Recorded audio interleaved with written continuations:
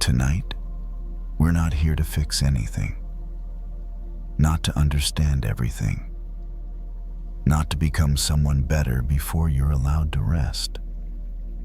This is a quiet space where we gently let go and return to inner peace through soft Zen stories inspired by the Buddha, shared slowly so your mind can soften and your body can rest.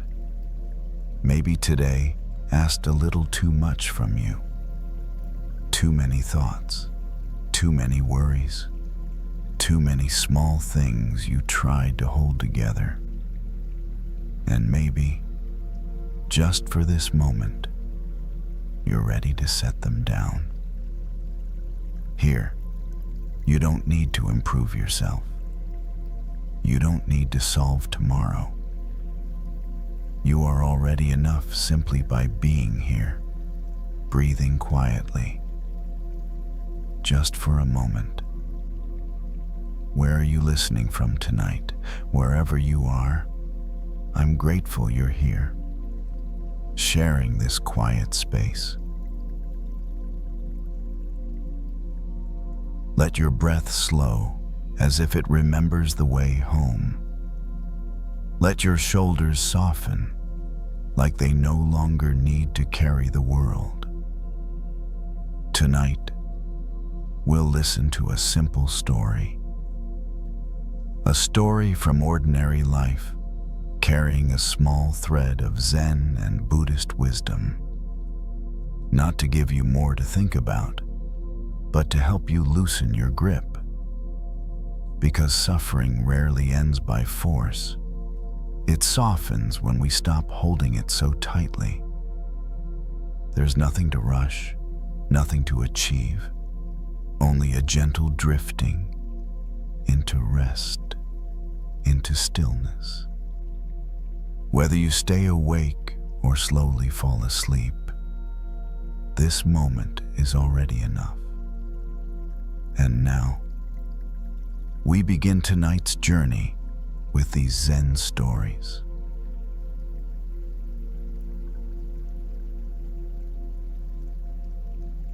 The train rocked gently as it pulled away from the platform, a low metallic rhythm settling in beneath everything else. Priya stood near the door, at first holding the pole with one hand, her bag resting against her hip. The car wasn't crowded, but it wasn't empty either. People were spaced out in their own small bubbles, eyes down, headphones on each body, moving with the shared motion of the ride. She found an open seat by the window and sat tucking her feet slightly under the bench. Outside, the city slid past in layers brick, glass, concrete, then a blur of lights as the train picked up speed. The motion was familiar enough to be comforting, but not enough to feel like home. Priya was 28 and worked as a data analyst for a company she liked well enough. The work made sense to her. Patterns, numbers, quiet focus. It was the rest of life that often felt harder to place. Conversations that moved too fast. Rooms where everyone else seemed to know where they belonged.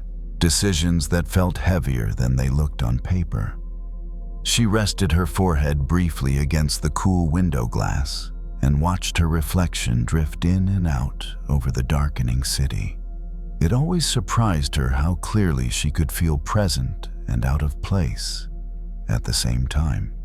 Like she was there doing everything required but slightly off-center, as if she'd arrived without the final instruction. The train slowed near the next stop, brakes sighing softly. A few people stood to leave. Others took their seats. The space adjusted around her without asking. Earlier that day, Priya had been in a meeting where everyone spoke easily, tossing ideas back and forth like they were all holding the same map. She had followed along, contributed when needed, nodded at the right moments. No one excluded her. No one questioned her place. And still, when the meeting ended, she'd felt the familiar tug of doubt. A quiet sense that she was filling a seat that belonged to someone else, that eventually someone would notice the mismatch. She pulled her jacket closer around herself, not because she was cold, but because the pressure felt grounding. The train swayed again, steady and predictable, as if reminding everyone inside that they were being carried whether they tried to control it or not. Priya thought about a puzzle she'd worked on as a kid, one of those with hundreds of pieces scattered across the table. She remembered the feeling of scanning the shapes, convinced there had to be one missing. She'd checked the box, the floor under the couch. Only later did she realize the piece had been there the whole time, just turned the wrong way. That memory surfaced now without effort as the train moved her through tunnels and open air. She wondered how many times she'd treated herself like a missing piece when she was simply not yet oriented.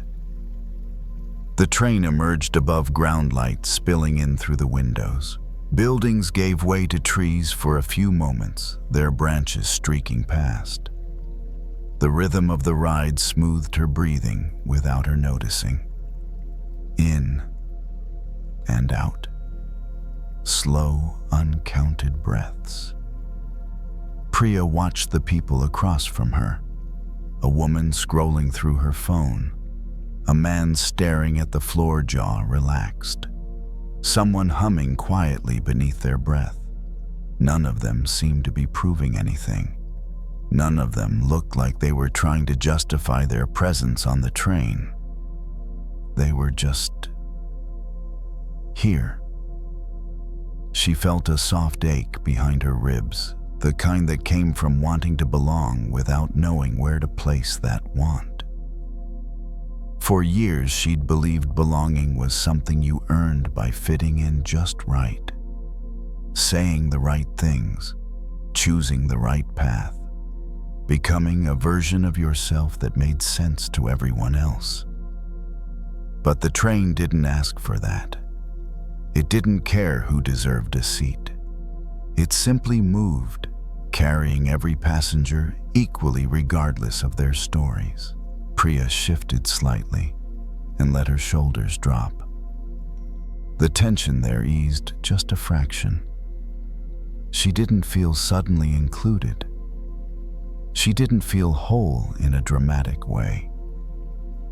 What she felt was quieter. She felt less separate. The train slowed again, pulling into another station. Doors opened. Air rushed in. A few passengers stepped out. Others stepped in. The shape of the car changed, but the ride continued. Priya realized then how often she'd imagined herself as an extra piece, one that didn't quite fit anywhere. But nothing here felt like extra. The train had room. The bench had room. The moment had room. She rested her hands in her lap, palms open, fingers relaxed. The window reflected her face again, softer now, less questioned. She didn't need to decide where she belonged tonight. She didn't need to solve herself before the next stop. Maybe she wasn't missing. Maybe she was already part of the picture, even if she couldn't see the full image yet. The thought stayed with her as the train carried her forward, steady and patient, into whatever came next. The train continued on, carrying Priya through neighborhoods she recognized and others she only knew by name. The movement was steady now, familiar enough that her body no longer braced for it. She rested back against the seat and let the window support the side of her head, watching lights pass in long, gentle streaks. She noticed how her thoughts had slowed, not disappeared, just softened around the edges. They no longer lined up to argue her place in the world. They floated in and out like reflections on the glass present, but not demanding. For most of her life, Priya had believed belonging was something external, a place you arrived at, a group that opened itself to you, a moment when everything finally clicked and you could say, "This is where I fit." Until then, she assumed she was incomplete, waiting for the missing piece that would make the picture whole. But sitting on the train surrounded by strangers who were not really strangers at all, she felt something shift. No one here knew her story. No one needed to. And still she was carried just the same. The idea settled quietly. Maybe belonging wasn't about fitting perfectly into a shape. Maybe it was about being held even temporarily by the same movement, the same moment, the same direction. The train dipped back underground, the windows turning into mirrors again. Priya caught her reflection and studied it without judgment. The face looking back didn't appear unfinished. It looked attentive, alive, in motion. She thought again about that childhood puzzle, about how the piece she'd been searching for had never been gone, only turned the wrong way. How easy it was to mistake orientation for absence. How often she'd done the same with herself. Her phone buzzed softly in her bag. She didn't reach for it. Whatever it was could wait. Right now, there was nothing she needed to confirm. The train slowed, then picked up speed again. The sound of wheels against rails created a low, even rhythm, almost like breathing. Priya matched her breath to it without trying. In, out, carried forward. She felt the familiar urge to evaluate herself begin to fade.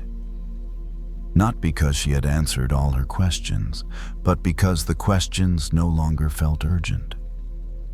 There would be time for them later, if they mattered at all. When the announcement for her stop played, she didn't feel the usual jolt of uncertainty. She stood, moved toward the door, and stepped off with the others. The platform was cool and quiet, the air heavier than inside the car.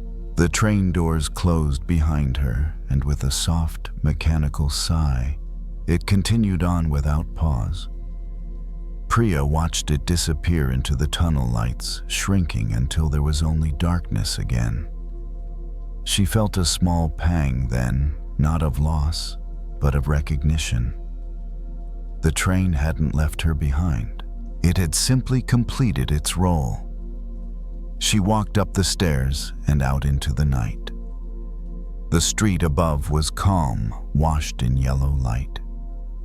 A few people passed by, each absorbed in their own direction.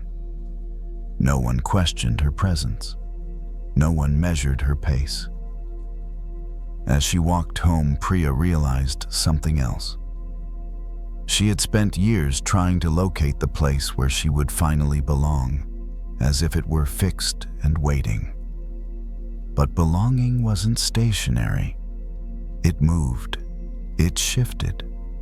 It appeared wherever she allowed herself to be fully present without shrinking. She unlocked her door and stepped inside, setting her bag down gently. The apartment greeted her with familiar silence. She didn't rush to fill it.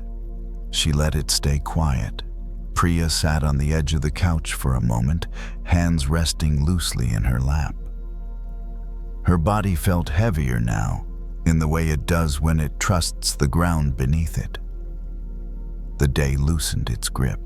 The doubts that usually followed her into the evening didn't seem to know where to land. She didn't suddenly feel complete in a dramatic sense, but she no longer felt like a piece waiting to be found. She lay down and let her breath settle. The image of the puzzle faded, replaced by something simpler. A sense of being part of a larger movement, even without seeing the whole picture.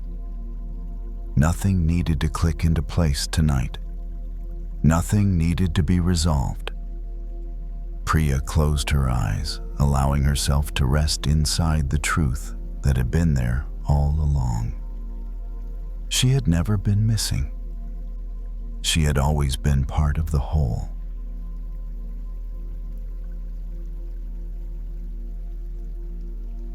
Fog doesn't arrive all at once. It spreads, very slowly.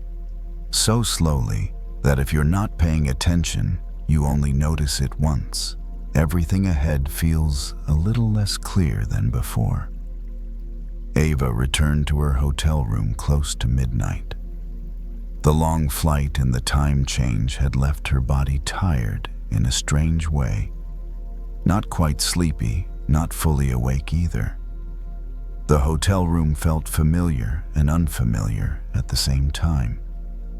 Soft yellow light, curtains drawn. She set her small suitcase against the wall, took off her shoes, and sat quietly on the edge of the bed. Ava was 29, a flight attendant used to flight maps, clear routes, destinations decided ahead of time. But when she wasn't in the air, when there was no schedule right in front of her, her life felt like it was moving through fog. No obvious wrong decision, just intersections that weren't bright enough yet to name. The air conditioner hummed steadily, a background sound like distant waves. Ava stood and pulled the curtain open slightly. Outside, the city blurred under the night lights. Streets weren't clearly visible, just patches of light melting into each other. She thought about the questions that had followed her for months. How much longer will I stay in this job? What do I want when my schedule isn't full anymore? If I stop, where would I go? The questions weren't urgent, but they lingered. Like fog, not blocking the road, just softening the view. Ava let the curtain fall back into place and returned to the bed. She turned on the bedside lamp, creating a small circle of light. Inside that circle, things were clear. Outside of it, nothing needed to be seen. She picked up the glass on the table and poured water from the pitcher. The sound of the water was gentle and steady. She took a small sip, then set the glass down. No rush, no schedule she had to follow right now. There was an image that had come to her many times, a small boat drifting through thick fog. The person steering couldn't see the far shore, couldn't see the whole river. Only a few feet of water ahead of the bow. And strangely, the boat could still move forward. Not fast, not with total certainty, but enough to avoid running aground. Ava realized she had been trying to see farther than she needed to. She wanted the entire path visible before allowing herself to move. But fog doesn't work that way. It doesn't lift because you strain your eyes. It thins only as you move forward a little at a time. She lay back on the bed without pulling the blanket up yet. Just lay there, letting the mattress support her back. The air conditioner continued its steady rhythm, a background breath she didn't need to control. The quiet was wide enough for her thoughts to slow. Ava closed her eyes for a moment, then opened them again. The bedside lamp looked the same. No new information, no clear answers appearing. But there was no danger in front of her either. Just the night, the room, and a body that needed rest. She thought about flights that take off in fog. Pilots don't wait for the sky to become completely clear. They rely on the nearest instruments, the signals right in front of the aircraft. and once the plane rises, the fog stays below. Ava pulled the blanket up and placed a hand on her belly. Her breath rose and fell. Not deeper, not slower, just steady. She realized she didn't need to decide anything tonight. No need to map out the next year, just stay with the short stretch of path she could see. Outside, the city kept moving in the fog. Inside, the hotel room held its own quiet rhythm. Ava let her eyelids grow heavy, not because everything was clear, but because it didn't need to be any clearer right now. Maybe moving through fog isn't being lost. Maybe it's just the road asking us to slow down. The night in the hotel room moved more slowly than Ava expected, not because time had stretched, but because there was nothing left pushing her to keep up. The light from the bedside lamp softened in her vision as her eyelids grew heavier. The air conditioner continued its steady hum, an unchanging background sound, like a breath the room was holding for her. Ava rolled onto her side. The pillow supported her neck in a familiar way. She didn't try to find the perfect position. She simply lay in a way that asked nothing more from her body. In that just right darkness, thoughts still drifted by, but they no longer crowded the front of her mind. They stayed farther back, blurrier, like the city lights outside softened by fog. She thought again of the boat in the fog.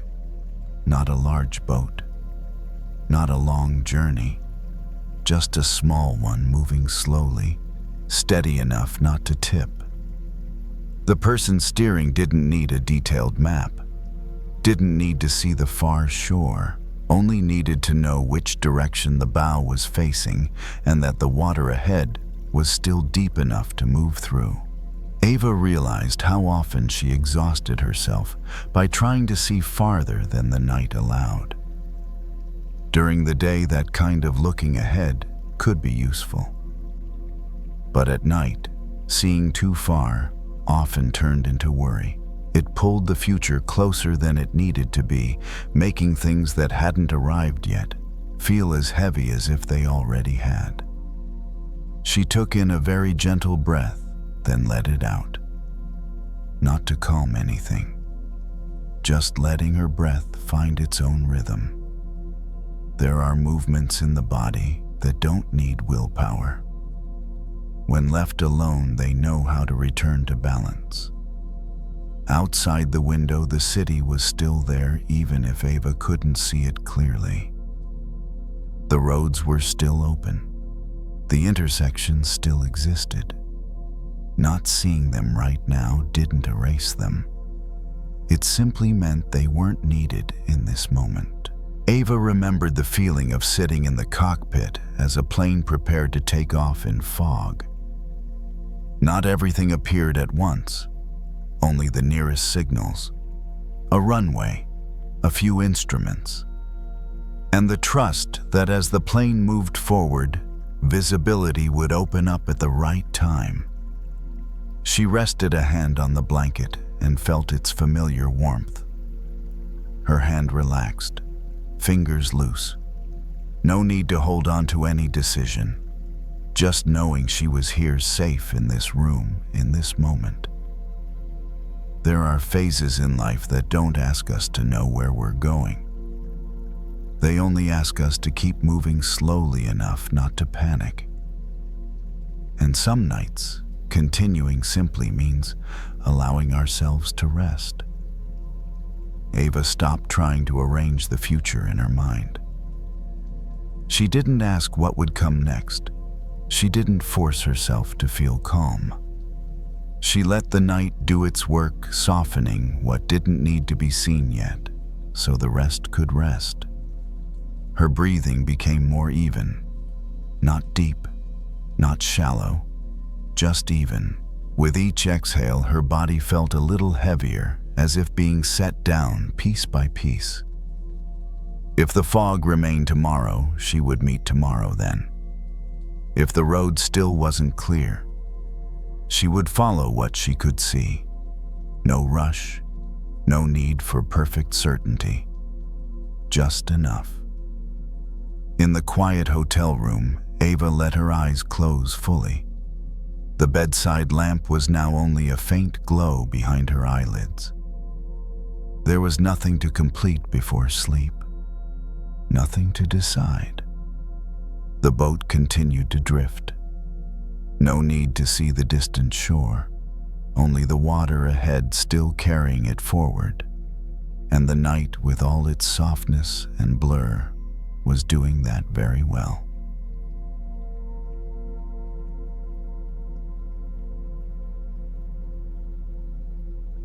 Some things, when we hold on to them for too long, slowly dry us out. Not because they're too heavy, but because we repeat them day after day until they become the only thing we remember. Meanwhile, the good things, if we don't hold them carefully, slip away quickly as light as footprints in the sand. Grace was 62, a librarian for many years before retiring. She was used to quiet, to slow movements, and to observing more than speaking. That morning she went to the beach earlier than usual. The air was still misty, the shoreline long and nearly empty. The waves rolled in steadily, neither strong nor hurried. Grace slipped off her shoes and carried them in her hand, letting her bare feet sink into the cool sand. Each step left a clear mark behind her. She didn't look back right away. She simply felt her walking rhythm blend with the rhythm of the waves. There was a special kind of softness in the early morning, when nothing had yet taken on the stories of the day. She stopped near the water's edge, bent down, and used her finger to write a word in the sand. Not a name, not a full sentence. Just a familiar word, one tied to a memory she had carried for many years. When she finished, she stood up and stepped back. A wave came in. Not fast, not strong, but enough to reach the word. Its edges blurred. Then another wave arrived, and the word nearly disappeared. Grace watched without a sense of loss. Only a small feeling of relief, like exhaling after holding your breath longer than you realized. She thought back to the early days after losing her partner. The pain then was sharp, unmistakable. Over time, though, it changed shape. It no longer knocked her down, but stayed as a line written over and over inside her. Each time she remembered, she rewrote it again without noticing. Grace didn't blame herself for that. Everyone has things that are hard to let go of. But standing here with the sea in front of her, she suddenly saw something clearly. Maybe not everything needs to be carved deeply to prove it once mattered. She continued walking along the beach. A little farther on, a large rock rose up, its surface smoothed by wind and water. Grace stopped and placed her hand on it. The stone was cool and solid, unmoving. She didn't write on it. She just rested her hand there, feeling its steady presence. Another image appeared in her mind, not of loss, but of an afternoon many years ago, when someone had held her hand tightly at a moment she needed it most. Such a small gesture, yet it had stayed with her for so long. It didn't need to be repeated to remain. It never faded. Grace felt the contrast clearly. Some things are meant to be carried away by the tide, and some are meant to be kept, not by repeating them, but by carving them into something strong enough to hold them. She sat down on the rock, and watched the sea grow brighter. The waves continued to erase her footprints in the sand. No mark lasted long, but the beach didn't lose its shape because of that. It remained whole in its own way. Grace breathed in then out slowly. Not as a ritual, just a breath that matched the morning. She didn't need to decide anything right now. She only needed to see that she didn't have to carry every pain like a rare possession. Some things are allowed to fade. She stood up, slipped her shoes back on, and walked slowly toward the path. Behind her, the sand smoothed itself out, no trace of the word left behind. But the rock was still there, and the feeling of that long-ago handhold was too. Grace left the beach once the sun had risen high enough for the thin mist to fade. The small road leading home was still quiet houses closed up, as if the whole neighborhood was lingering in sleep a little longer. She walked slowly, not from tiredness, but because there was no need to rush.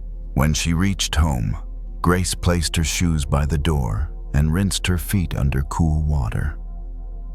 The sand washed away quickly, leaving no trace behind. She dried her feet and stood still for a moment, feeling the cool floor beneath her. Small sensations like that, when noticed, often help the mind stop circling back to old loops.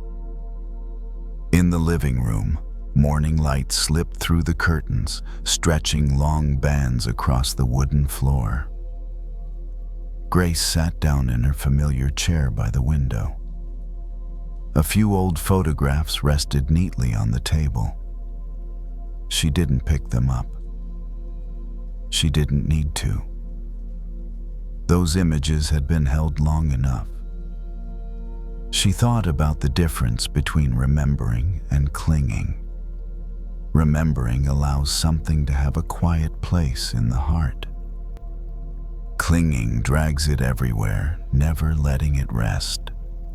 She realized that for many years she had been doing both at once, and it had tired her more than necessary. Grace stood up and opened the window. Morning air flowed in, carrying a faint saltiness from the sea. The breeze stirred the curtains gently.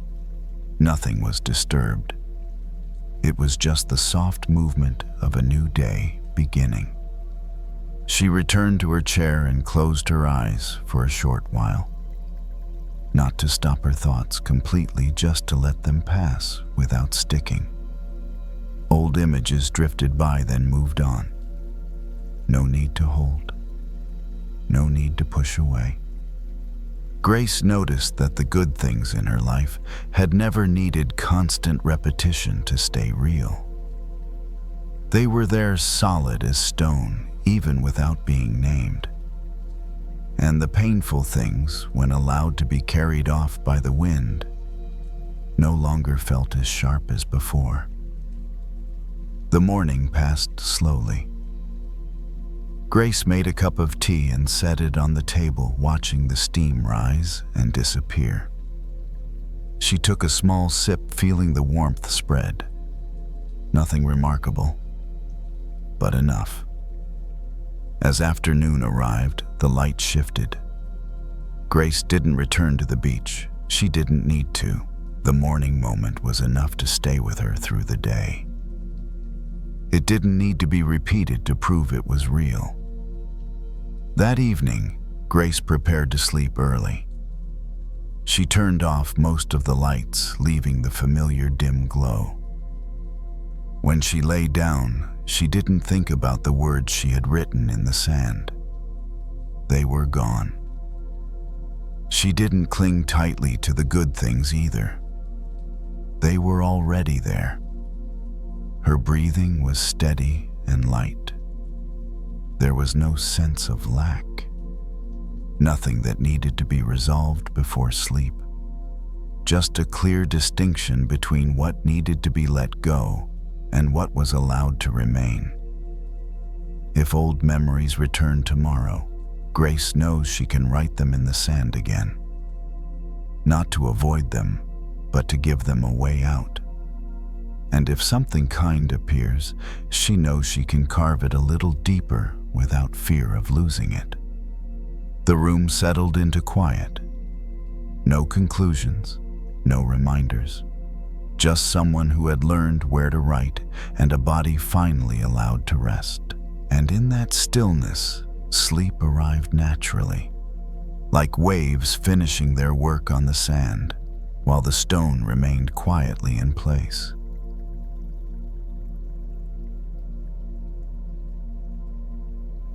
There are days when you do so many things, yet by evening you feel completely empty. Not because you're lazy, not because you didn't try. It's just that your energy has been quietly leaking away, little by little all day long without you noticing. Like a bucket with a small hole in the bottom. You keep pouring water in, but it never quite fills. Rachel is 39 years old. She works in office administration and is a single mother to an 8-year-old boy. Her days start early and late, and in between are countless small tasks stacked back to back. That evening, after her son has fallen asleep, Rachel stands in the laundry room folding clothes fresh out of the dryer. The machine makes a steady thump, thump, sound a familiar background rhythm of the night. She folds each shirt and places it neatly into a pile. The motions are automatic, no thinking required. But her mind refuses to rest. Remember to sign the school form tomorrow. I still haven't replied to that email. I wonder if there'll be enough money this month. Small worries. Each one on its own isn't enough to be called a crisis. But together, they're enough to make her feel more exhausted than she did during the busiest part of the day. Rachel sets down the last shirt. The stack of laundry is neat and finished. And yet, she doesn't feel done. She feels drained. She leans back against the washing machine and closes her eyes for a moment. The dryer keeps running steady and unhurried, not stopping just because she's tired. A familiar thought appears. Maybe I'm just weak. Rachel doesn't like this thought, but it arrives easily. As if whenever she feels worn out, her mind automatically searches for an explanation, and the most familiar one is blaming herself.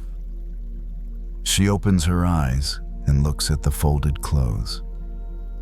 They aren't the problem. Today wasn't exactly bad either, and yet her energy is gone. Not because she did something wrong, but because all day long she's been letting worry leak out without realizing it. Worry isn't always loud. Sometimes it's just a stream of small questions that keep showing up. What if something goes wrong? Each question is like a tiny hole. It doesn't cause an immediate spill, but over time, the bucket empties. Rachel picks up a towel and dries her hands. Her movements are slow. She notices her shoulders are lifted, as if she's carrying an invisible load. She lets them drop, not forcing it, just releasing. And when her shoulders lower, the tension in her neck eases too. A very small change, but enough to remind her how much she's been holding inside. She thinks back to the morning. When her son asked a simple question, she'd answered a little sharply. Not because he did anything wrong, just because her bucket was already nearly empty. And when the bucket is low, even small reactions spill out easily. Rachel doesn't blame herself. At least not tonight. Instead, she sees the connection clearly. The more she worries, the more her energy leaks away. Not because worrying is bad, but because worrying without pause uses up a lot of water. She turns off the dryer. The laundry room grows suddenly quiet. In that quiet, Rachel can hear her own breathing more clearly. Not rushed, not perfectly even, but real, no longer crowded out by a mental to-do list. She carries the folded clothes into the bedroom and sets them on the bed. She doesn't fold anything else. This is enough. The rest can wait until tomorrow. Not out of laziness, but because her bucket needs to hold on to a little water for her too. If you're listening to this and often feel tired without knowing why, that's okay. You might not be lacking energy at all. You might simply be letting it slip away through small worries you haven't had a chance to notice yet. And tonight, you don't need to pour in more water. You only need to gently look at where it's been leaking. Rachel carries the folded laundry into the bedroom and sets it neatly on a chair, then turns off the light in the laundry room. The light behind her disappears. The hallway grows a little darker, a little quieter. She walks slowly, as if her body already knows there's nothing left that needs to be rushed. In the kitchen, Rachel pours herself a glass of water. Not full, just halfway. She leans against the counter and takes small sips. The water is cool and simple, nothing symbolic at first glance. And then very clearly she realizes this: if a cup has a hole in it, filling it all the way doesn't help. What matters isn't adding more water, but stopping it from leaking out. She sets the glass down and looks around the familiar kitchen. Everything is where it should be. Nothing needs fixing right now. Nothing is about to fall apart. There are many unfinished things, but none of them need her attention in this moment. A thought appears: I need to remember tomorrow. Rachel pauses. She doesn't push the thought away. She simply says gently in her mind, tomorrow morning. Not a promise, just permission. She walks into the living room and sits on the sofa. The backrest supports her. Her feet rest on the floor. Her hands rest on her thighs. She doesn't pick up her phone. She doesn't turn on the TV. She isn't trying to relax. She's just allowing herself to stop spending any more energy. Some leaks are very small. They don't come from big crises. They come from always thinking one step ahead, always worrying one more round, always asking what if, even when nothing is happening. Those questions aren't wrong. But without a stopping point, they can drain us before the day is truly over. Rachel closes her eyes, not to fall asleep right away, just to stop looking for a while. Her exhale lengthens slightly. Her shoulders soften. Her stomach no longer feels as tight as it did earlier. Her body is quietly holding on to the water that remains. She thinks about her son, about the morning. A gentle worry appears, but this time it doesn't pull a long chain of thoughts behind it. It arrives and stays right there. It doesn't spread. It doesn't drill another hole. Rachel stands and walks into the bedroom. She doesn't refold the laundry. She doesn't organize anything else. She changes into her sleep clothes, pulls up the blanket, and lies down. The bed supports her body, just like the sofa did earlier, asking nothing more. Some nights, the kindest thing we can do for ourselves isn't to find a solution, but to stop draining ourselves further. To stop blaming ourselves. To stop pushing our minds to keep going. To stop letting small worries take the last bit of energy we have. If you're listening to this and recognize this kind of tiredness, that's okay. You don't have to patch every hole in one night. You just don't need to make any new ones. You don't need to be perfect. You don't need to be full. You only need to save a little for yourself. If you fall asleep at some point, that's completely natural. If you're still awake, you're safe in this pause. Tonight, you don't need to carry the whole world in your bucket. You can let it rest, and rest yourself too.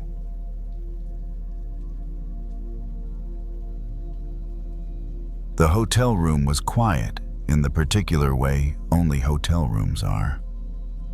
Not truly silent, but padded.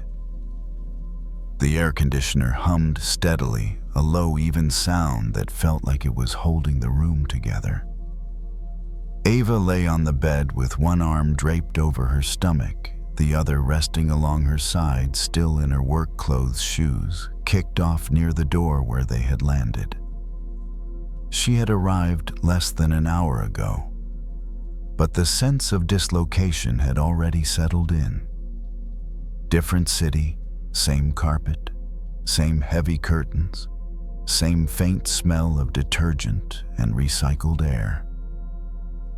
Ava had learned to recognize that feeling early in her career, the sense of being everywhere and nowhere at once. She was 29 and worked as a flight attendant. From the outside, it sounded glamorous. Travel, movement, a life that didn't sit still long enough to get boring. People often said they were jealous. Ava smiled when they did. It was easier than explaining the parts that didn't show up in photos. Tonight's flight had been smooth.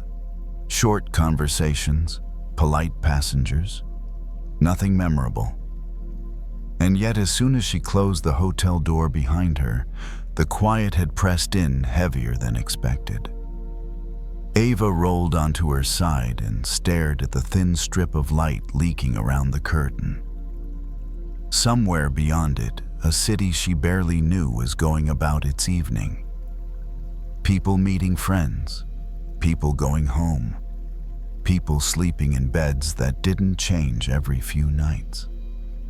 She reached for the remote and turned the TV on, then off again almost immediately. The voices felt too close, too awake. She preferred the steady sound of the air conditioner, constant and indifferent. Ava pushed herself up and sat on the edge of the bed, elbows resting on her thighs. She bent forward slightly, letting her head hang for a moment long enough to feel the blood shift, long enough for the day to slide out of focus. She'd been good at moving for as long as she could remember. Good at adapting, good at smiling, and being pleasant in short bursts. But nights like this always brought the same question quietly, without accusation. Where do I actually belong? Not in a dramatic way. She wasn't lonely exactly. She had friends. She had a job she liked well enough. But sometimes, especially in hotel rooms that all looked the same, she felt like a small point of light drifting between places, never landing long enough to be named. Ava stood and walked to the window, pulling the curtain back just enough to see out. The city below was a scatter of lights, uneven and distant. Cars moved along dark lines of road. A few buildings glowed brighter than others. No single light stood out for long. She leaned her forehead lightly against the glass and exhaled. Earlier that day, during a layover, she'd overheard a passenger talking about stars. About how some were so far away that the light reaching us now had started its journey millions of years ago. Some of those stars don't even exist anymore, the passenger had said casually. But we still see them. That idea had stayed with her. Ava looked at the lights below and thought about how often she felt small in comparison to everything else. How easy it was to believe that if she wasn't central, she must be insignificant. That if no one was looking directly at her, she might as well not be there at all. She pulled the curtain back into place and returned to the bed, sitting cross-legged, now hands resting loosely in her lap. The air conditioner clicked softly as it adjusted, then returned to its steady hum. Ava closed her eyes for a moment. Not to sleep, just to pause. She noticed how her body felt when it wasn't bracing for the next announcement, the next boarding call, the next smile. There was a faint ache in her shoulders, a tiredness behind her eyes, and beneath that, something gentler, a quiet persistence. She thought about stars again, about how many of them we never notice. Not because they aren't shining, but because the sky is vast and our attention is limited. A star doesn't stop being a star just because it isn't named or pointed at. That thought didn't make her feel special. It made her feel allowed to be small without being meaningless, allowed to be quiet without disappearing. Ava lay back and stared at the ceiling. The room felt less foreign now, its edges softening as her breathing slowed. The air conditioner continued its steady work, filling the space with something predictable. She didn't need to decide where she belonged tonight. She didn't need to anchor herself to one place to be real. She could exist exactly as she was moving, passing through, leaving small traces of light behind her without tracking where they landed. Some stars don't guide ships. Some don't carry names. They still shine. Ava felt her eyelids grow heavy as that idea settled in her body. Not as a belief to hold on to, but as a quiet truth she didn't need to defend. The room held her gently anonymous and safe as the night deepened around the window. Ava lay still as the room continued its quiet work around her. The air conditioner hummed without change, steady and unconcerned. Outside, the city lights shifted slightly as clouds moved through the sky, softening some points of brightness while allowing others to come through more clearly. She rested one hand on her stomach and felt the gentle rise and fall of her breath. Each inhale arrived on its own, each exhale left without being held. Her body knew how to do this part without instruction. For a long time, Ava had believed that being visible meant being valuable. That if her presence didn't register strongly, if it didn't leave an impression, it must not have mattered. That belief had followed her from place to place, quietly shaping how she saw herself during layovers, conversations, even moments of rest. But stars don't measure their worth by how many eyes find them. They don't dim themselves when no one is looking. They don't rush to become brighter than the sky around them. The thought settled in her slowly, like light spreading after dusk. Ava didn't feel grand or important. She felt relieved, as if she had been released from a task she didn't remember agreeing to. She shifted slightly, pulling the blanket up and letting the weight of it ground her. The bed held her without preference. The room didn't ask for her story. It didn't need her to be interesting. Ava thought about the places she'd passed through over the years. Airports that blurred together. Hotel rooms she could barely distinguish from one another. Faces she remembered without names. All those moments had felt temporary, almost disposable, as if they didn't count because they didn't last. But nothing about a star's light is wasted. Even the faintest glow travels far beyond its origin, touching things it will never see. That idea softened something deep in her chest. Maybe her life didn't need a single fixed center to be meaningful.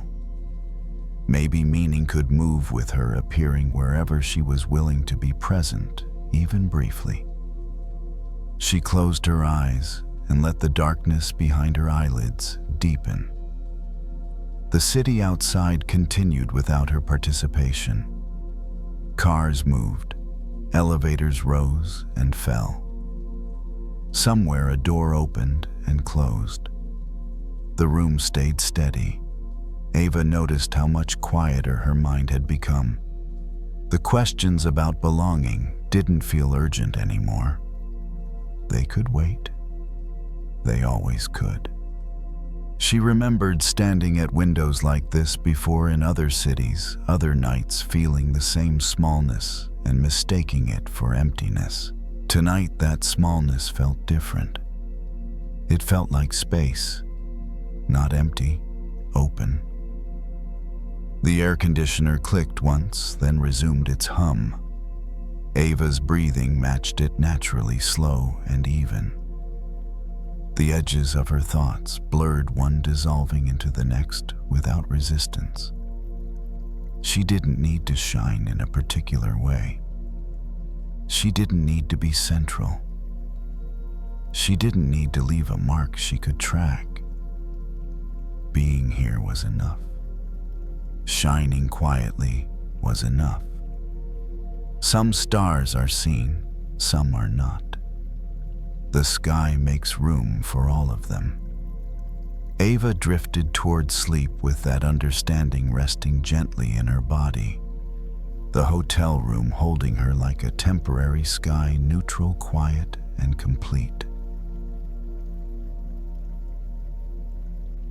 The beach in the late afternoon moved at a different pace. No more loud laughter, no rush from the harsh sun. Just the steady rhythm of the waves and a light breeze carrying the smell of salt. Jason crouched near the water's edge, his hands coated in wet sand. In front of him, a sandcastle was slowly taking shape. Jason was 23, a community college student who had just finished a not-so-great semester. His grades weren't bad enough to panic over, but not good enough to feel settled either. Some nights, he lay awake thinking about the future, the way you think about a math problem with missing information. No matter how hard you try, something always feels incomplete. That afternoon, he came to the beach alone. Not to figure anything out, just to sit somewhere that didn't ask things to last. He scooped up sand, packed it down, stacked small sections one on top of another. The castle wasn't big. It had no ambition, just enough to let him see his effort turn into something visible. Each time a wave pulled back, the wet sand shimmered, reflecting the fading sky. Jason built low walls, smoothing them gently with his fingers. There was a natural focus in those repeated movements. No plan, no optimization, just being there. He thought about the plans he'd made before. Other castles, school goals, career paths, images of a clearer future. Some of them he'd built carefully, piece by piece. And then for one reason or another, they hadn't held the way he'd hoped. They didn't collapse all at once. They just softened, touched by the waves of circumstance. Jason added a small tower to one corner of the castle. It leaned slightly. He adjusted it gently, not trying to make it perfectly straight, just enough for it to stand. Wet sand holds its shape pretty well for a while. The water crept closer. A thin sheet of it brushed the base of the castle, then pulled away. It didn't destroy anything. It just left behind small grooves. Jason watched without lifting the castle higher. He knew the tide was rising on its own schedule. Something became very clear to him in that moment. Building isn't meaningless even when the result doesn't last. The feel of sand in his hands, the focus of placing each piece, the moment of seeing something he made stand even temporarily. All of it was real. Jason leaned back a little, giving the waves more room. He planted his hands behind him, feeling the cool sand under his palms. The air was softer. The sun was lower. No one was rushing him to finish before dark. A familiar fear crossed his mind. If everything I build can be washed away, what's the point of building at all? But the question felt lighter as he looked at the castle. The castle didn't ask to last forever. It only asked to be built with full presence. Jason leaned in again and fixed a small detail near the entrance. Not to make it stronger, just because he felt like it. A very small pleasure with no long-term payoff.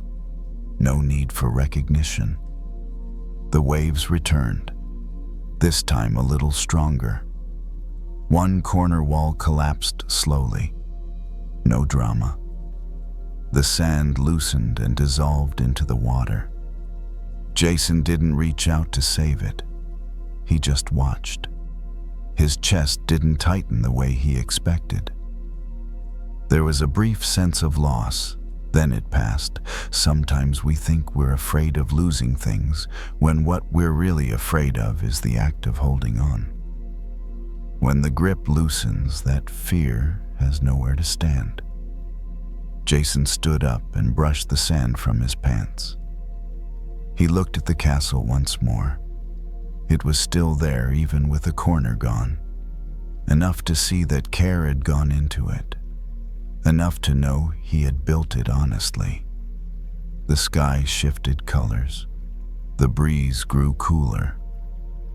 Jason turned away from the castle and walked along the shoreline. He didn't need to stay for the final moment. He didn't need to make sure of anything.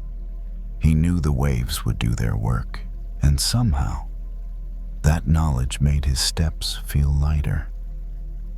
Jason walked slowly along the shoreline, leaving faint footprints in the wet sand behind him. With each step, the prints stayed visible for a few seconds. Then the waves washed over them, unhurried, not erasing them all at once. He didn't turn around to look. Not because he wanted to forget, but because there was no need to check. The wind softened. The air was cool, carrying the familiar scent of salt and seaweed. Jason let out a long breath, as if his body were gently setting something down. Something it had been holding all day. Not a decision, just the feeling of having to hold on. He sat on a low rock near the water. Waves hit the stone, then pulled back steady and predictable. No two waves were the same, but the rhythm was familiar. Jason rested his hands on his knees, feeling the chill of the wind first, then the warmth returning as his body adjusted. He thought about the sandcastle, not its shape, but the feeling of building it. The weight of wet sand in his hands. The quiet focus of placing each small piece where it belonged. That feeling hadn't been taken by the waves. It was still there, close and intact. Maybe not everything we do needs to stay. Maybe some things only need to pass through our hands, leave a mark inside us, and then be allowed to dissolve. Like waves, like footprints, like plans that were once taken very seriously, but no longer fit who we are now. Jason lifted his gaze to the horizon. The sun hovered just above the water, its light stretched into a thin golden line. Not dramatic, not loud, just there. He didn't take a photo. He didn't try to capture the moment. Some moments are most beautiful when they don't need proof. He noticed he was no longer blaming himself for the castles that had been lost. Not because he'd figured everything out, but because he no longer saw loss as failure. It was simply part of building in a world that's always moving. The waves kept rising and falling. Somewhere behind him, the Sandcastle might have collapsed further or disappeared completely. Jason didn't know. And strangely, not knowing didn't bother him. It created a light open space where he didn't have to keep watch. He stood up and brushed the sand from his hands. The sun sank a little lower. The sky deepened into blue. Jason walked toward the parking lot, not fast, not slow. His steps were steady. There was nothing he needed to rush to hold on to before night arrived. On the way back, he thought about the things he still wanted to do. Not big plans, just small things he could start then adjust as he went. Like building another sandcastle someday on a different beach. Not to make it last forever, but to build it again. Sometimes we think letting go means giving up. But maybe letting go is simply allowing ourselves not to carry what has already finished its work. Those things don't disappear. They become sand. They become ground. They become what supports the next steps. Jason stopped and looked at the ocean one last time before leaving. The waves were steady, the breeze cool, nothing especially remarkable. And because of that, the moment was calm enough to set down. He turned away and walked on. Not carrying the castle, only the feeling of having built with care and having let go at the right time. The night took care of the rest.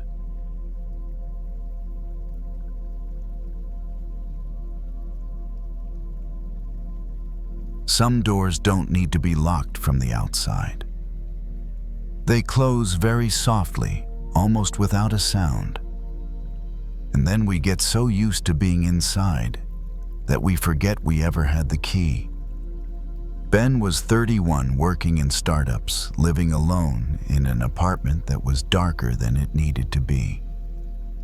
Not because he liked the dark, but because bright light made his thoughts feel louder. That evening, he sat on the sofa with only a small lamp turned on near the wall.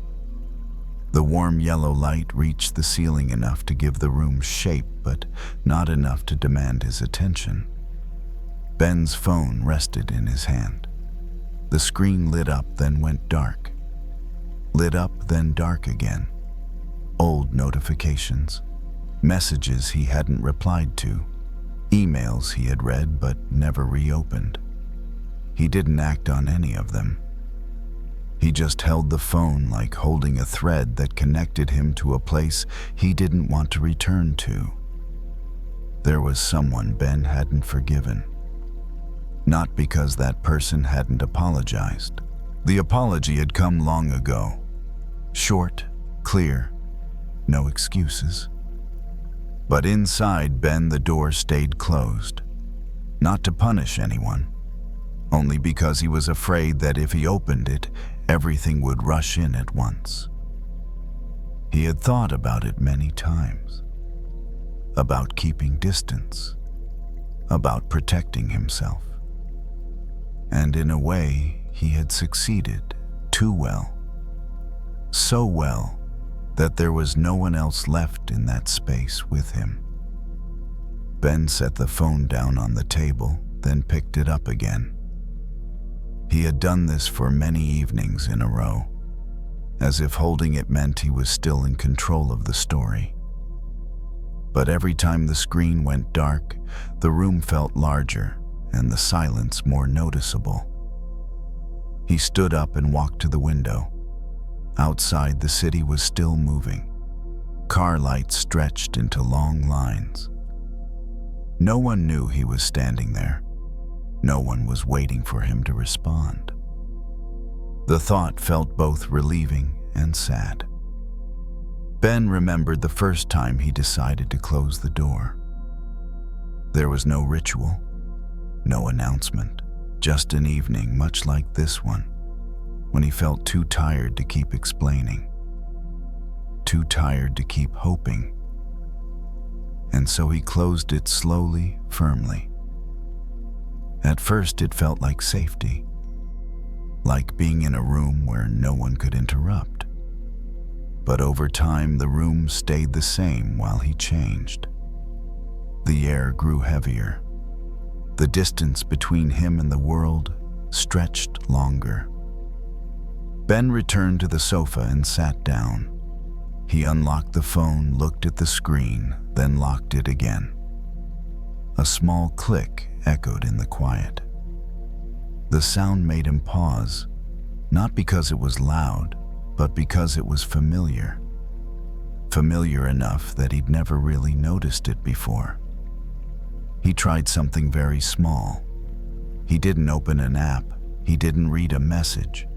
He simply placed the phone face down on the table, so the screen could no longer look at him.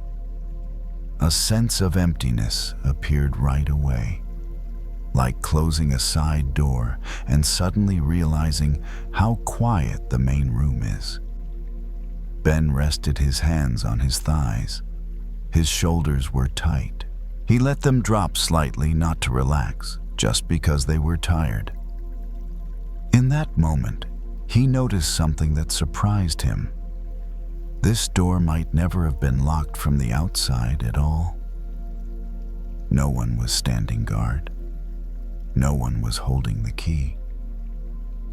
There was only him sitting here, used to staying inside. The thought didn't make him jump up and open the door right away.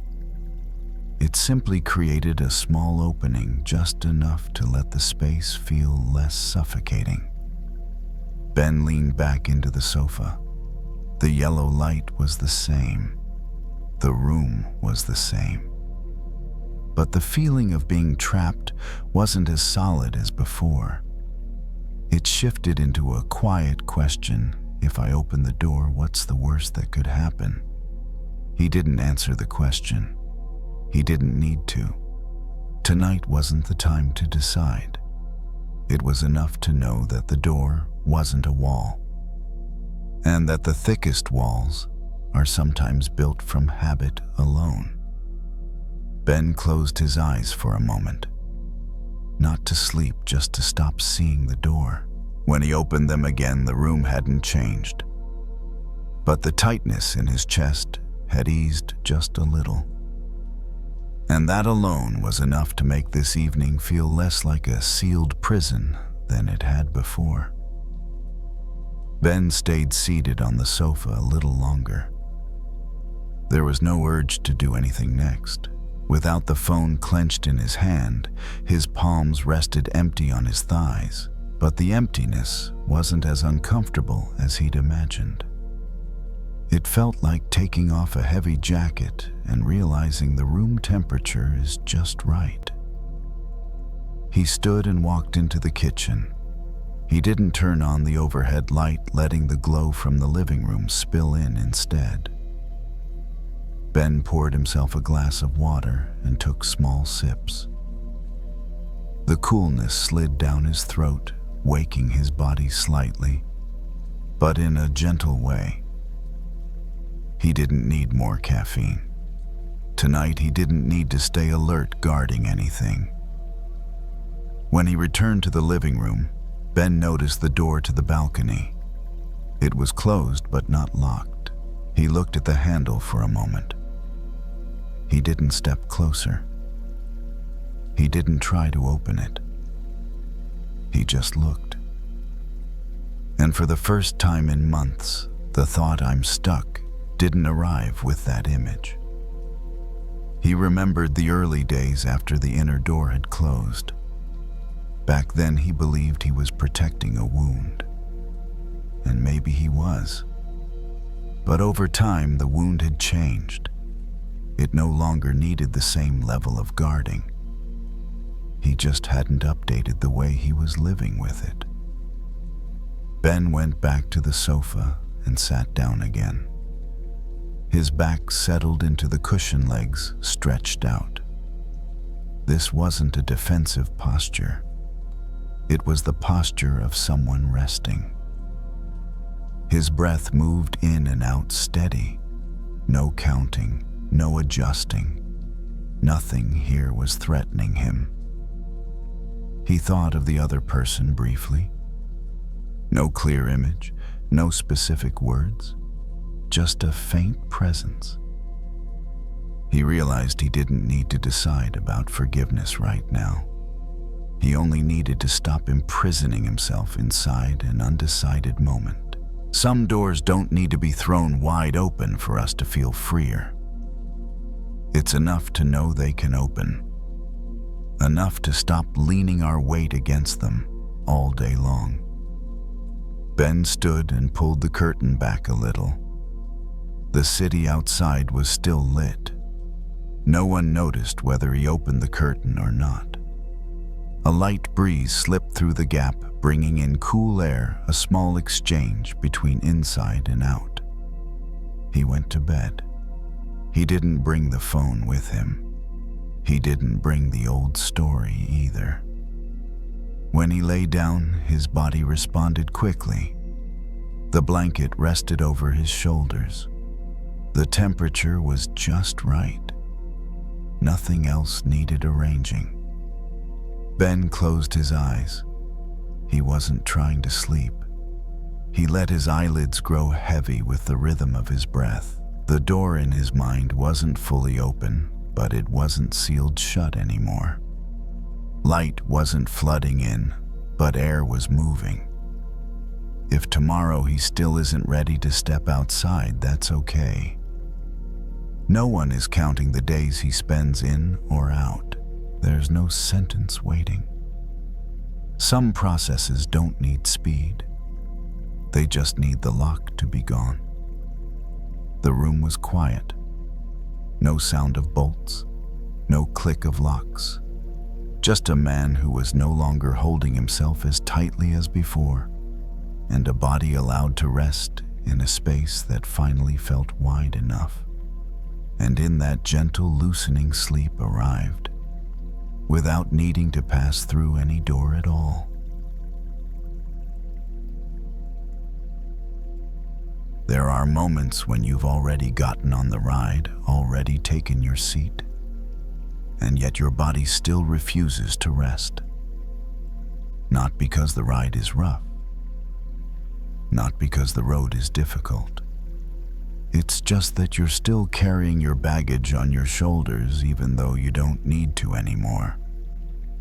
And by evening, the tiredness doesn't come from the distance traveled, but from not letting yourself set the load down. Marcus is 41 years old. He works as a delivery driver. His whole day is a series of trips, stop deliver sign, get back in the vehicle, repeat. When his shift ends, he drives back to the parking lot behind the warehouse, turns off the engine but stays seated in the driver's seat. The motor is quiet now. His body isn't. He keeps both hands on the steering wheel longer than necessary. Not gripping it, just resting them there. As if letting go might cause something to slip away. Outside the lot, slowly empties. A few cars pull out red taillights, stretching into lines before disappearing. Marcus stays where he is, shoulders slightly raised, his back not fully aware of the seat behind him. Nothing major went wrong today. No serious delays, no complaints. And yet, in his mind, there's a long list of things he could have done better. Delivered a little earlier, spoken a little more smoothly to a customer, driven a little faster on that one stretch of road. Each thought isn't heavy on its own, but together they're enough to keep his shoulders from dropping. Marcus opens the door and steps out of the vehicle. The evening air is cooler, carrying the scent of asphalt and a light breeze. He stretches his arms, rolls his neck a few times. On his back is the familiar backpack. Not very heavy, but after carrying it all day, the strain is clearly etched into his shoulders. He takes the backpack off and places it on the passenger seat. A small movement, but as the straps leave his shoulders, Marcus exhales more deeply than usual, as if his body had been waiting for that exact moment. He stands beside the vehicle, leaning lightly against the door, looking out over the quiet parking lot. Some people are used to carrying everything themselves. So used to it that even when they don't have to, they still do. Like wearing a backpack while already sitting on the bus. Not because they don't trust the ride, but because they've grown accustomed to being responsible for every bit of movement. Marcus remembers riding the bus as a child, gripping his backpack tightly, afraid of dropping it, forgetting it, losing it. As he grew older, that habit didn't disappear. It just changed shape. The backpack stopped being books and notebooks and became responsibility, worry, and the feeling that he always had to be ready. He opens the car door and sits back down in the driver's seat. This time his back rests fully against it. The seat supports his weight, something he rarely notices during the day. Marcus places his hands on his thighs. He's no longer holding the steering wheel. He doesn't need to hold anything. A familiar thought appears. What if something happens? He notices it and lets it stay. No answer, no argument. He looks at it the way you look at an old roadside sign. You know it's there, but you don't need to stop for it. Marcus closes his eyes for a few seconds. Not to sleep, just to feel the seat holding him. The engine is off. Nothing is moving. And in that stillness, he realizes something very simple. There are parts of the journey you don't need to walk yourself. You just need to sit still and let the vehicle do its job. He opens his eyes, takes the backpack from the passenger seat and places it on the floor of the car. Not on his shoulders anymore. Not because he won't need it tomorrow, just because right now it isn't necessary. The parking lot remains quiet. Nothing falls apart when he sets it down. If you're listening to this and feel tired even though you're done for the day, that's okay. Maybe you've already gotten on the ride, but you're still wearing the backpack, and tonight you don't need to prove that you can carry more. You're already on the ride. It's already carrying you. You can let your shoulders rest. Marcus stays in the car a little longer. No music, no phone. Just sitting there with the windows closed, the quiet parking lot, and the yellow lights spread evenly across the pavement. The backpack rests on the floor of the car, no longer touching his shoulders.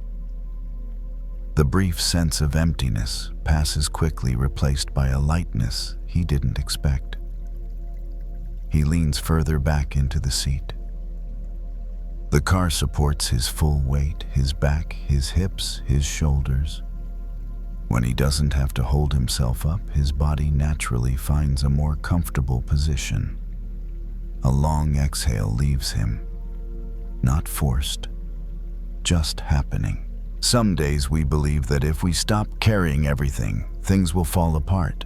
But tonight, as Marcus sits still in a car with the engine off, he sees the opposite. Everything is still there. Still okay. Even when he isn't carrying it on his shoulders. He opens the car door and steps outside. No rush. The backpack stays inside.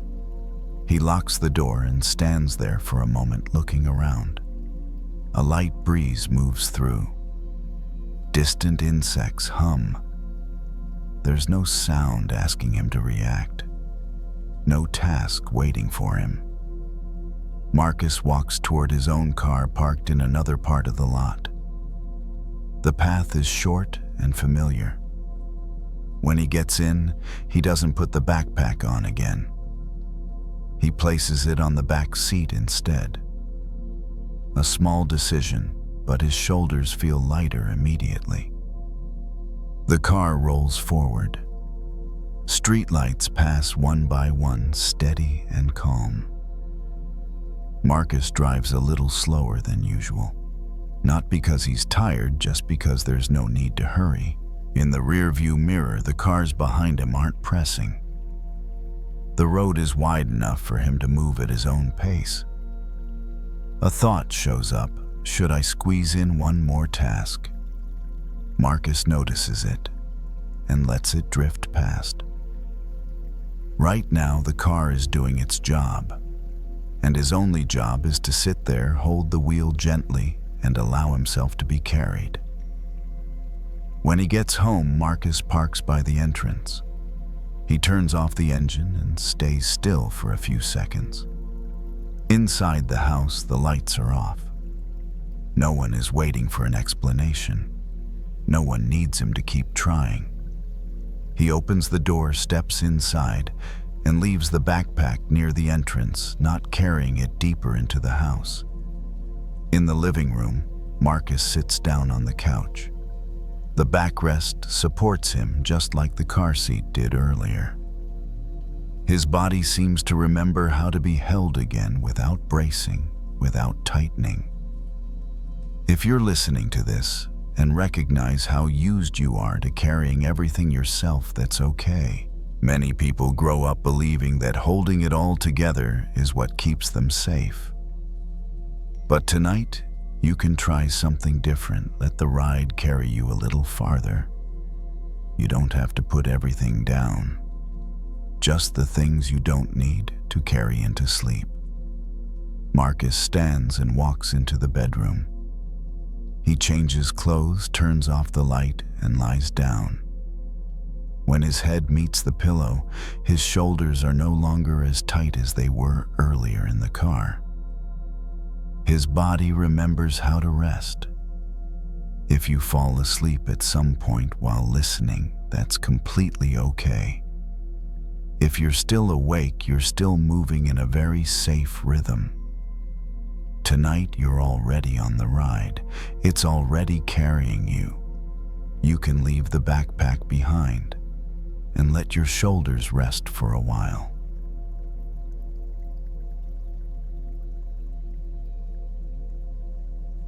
Carla noticed the crack while she was washing dishes. It wasn't new. That was the strange part. The small ceramic bowl had been chipped for a long time, a thin line running from the rim down one side, like a quiet scar. She had used it dozens of times without really seeing it. Tonight, under the warm kitchen light, it caught her attention. She slowed her hands in the sink, letting the water run over the bowl. The crack darkened slightly as it filled, then lightened again as the water drained away. The sound of the faucet was steady, familiar, the kind of sound that made the rest of the house feel calmer. Carla was 48 and worked as a hairstylist. All day she stood behind people adjusting smoothing, making small corrections so others could leave feeling more put together than when they arrived. She was good at it. She had learned how to notice tiny details and fix them gently without drawing attention to the flaw. It rarely occurred to her to do the same for herself. She turned the bowl in her hands, studying the crack more closely now. It wasn't jagged. It didn't threaten to break apart. It simply existed, part of the bowl's shape, part of its history. Earlier that evening, a client had laughed and said, "You're so confident, I wish I was more like you." Carla had smiled and changed the subject the way she always did. Confidence felt like the wrong word. She felt capable, yes, reliable, but confident implied something unbroken, something smooth. Carla set the bowl in the drying rack and reached for a towel. As she dried her hands, her eyes drifted to the stack of mismatched dishes on the counter. None of them were perfect.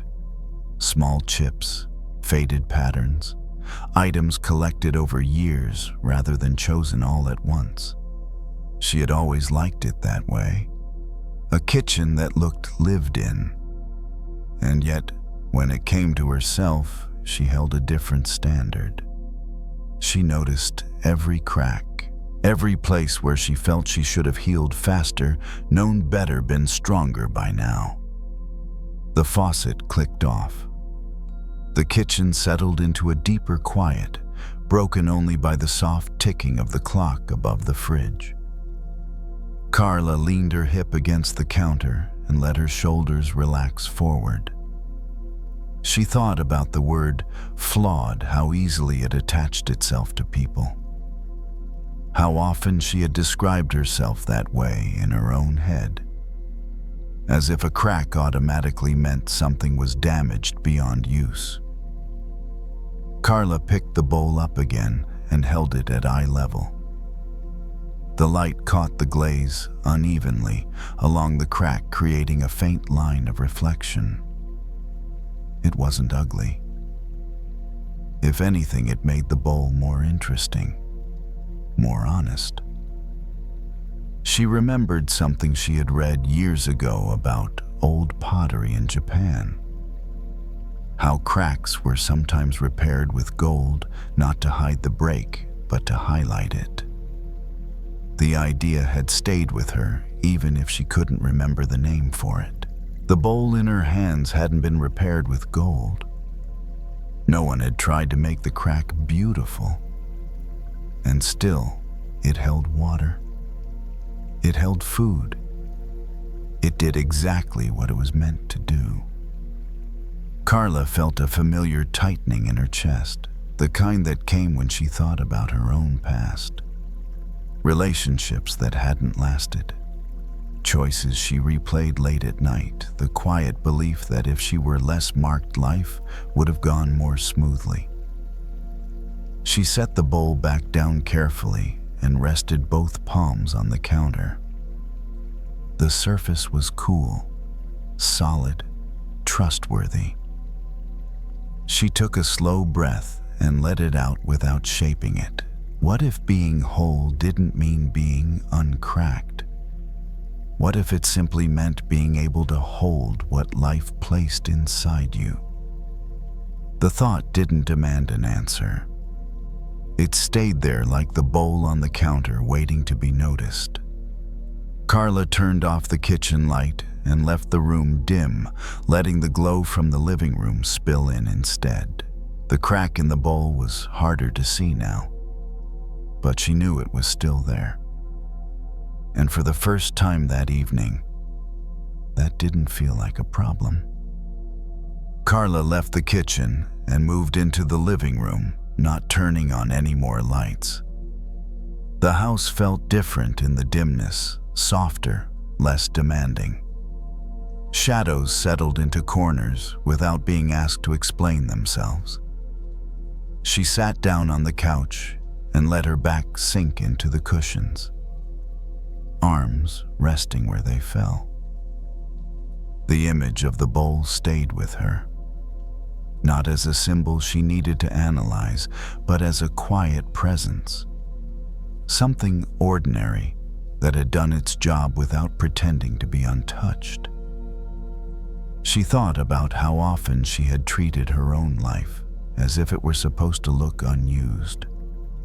No visible wear, no chips, no signs that anything had ever pressed too hard. And when the marks showed up anyway, she'd taken them as evidence of failure instead of evidence of living. Carla crossed her legs and leaned her head back against the couch.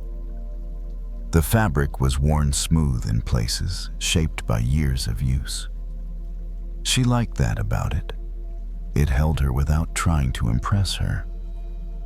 She remembered moments she usually avoided thinking about. Times she had trusted too much, stayed too long, left too early.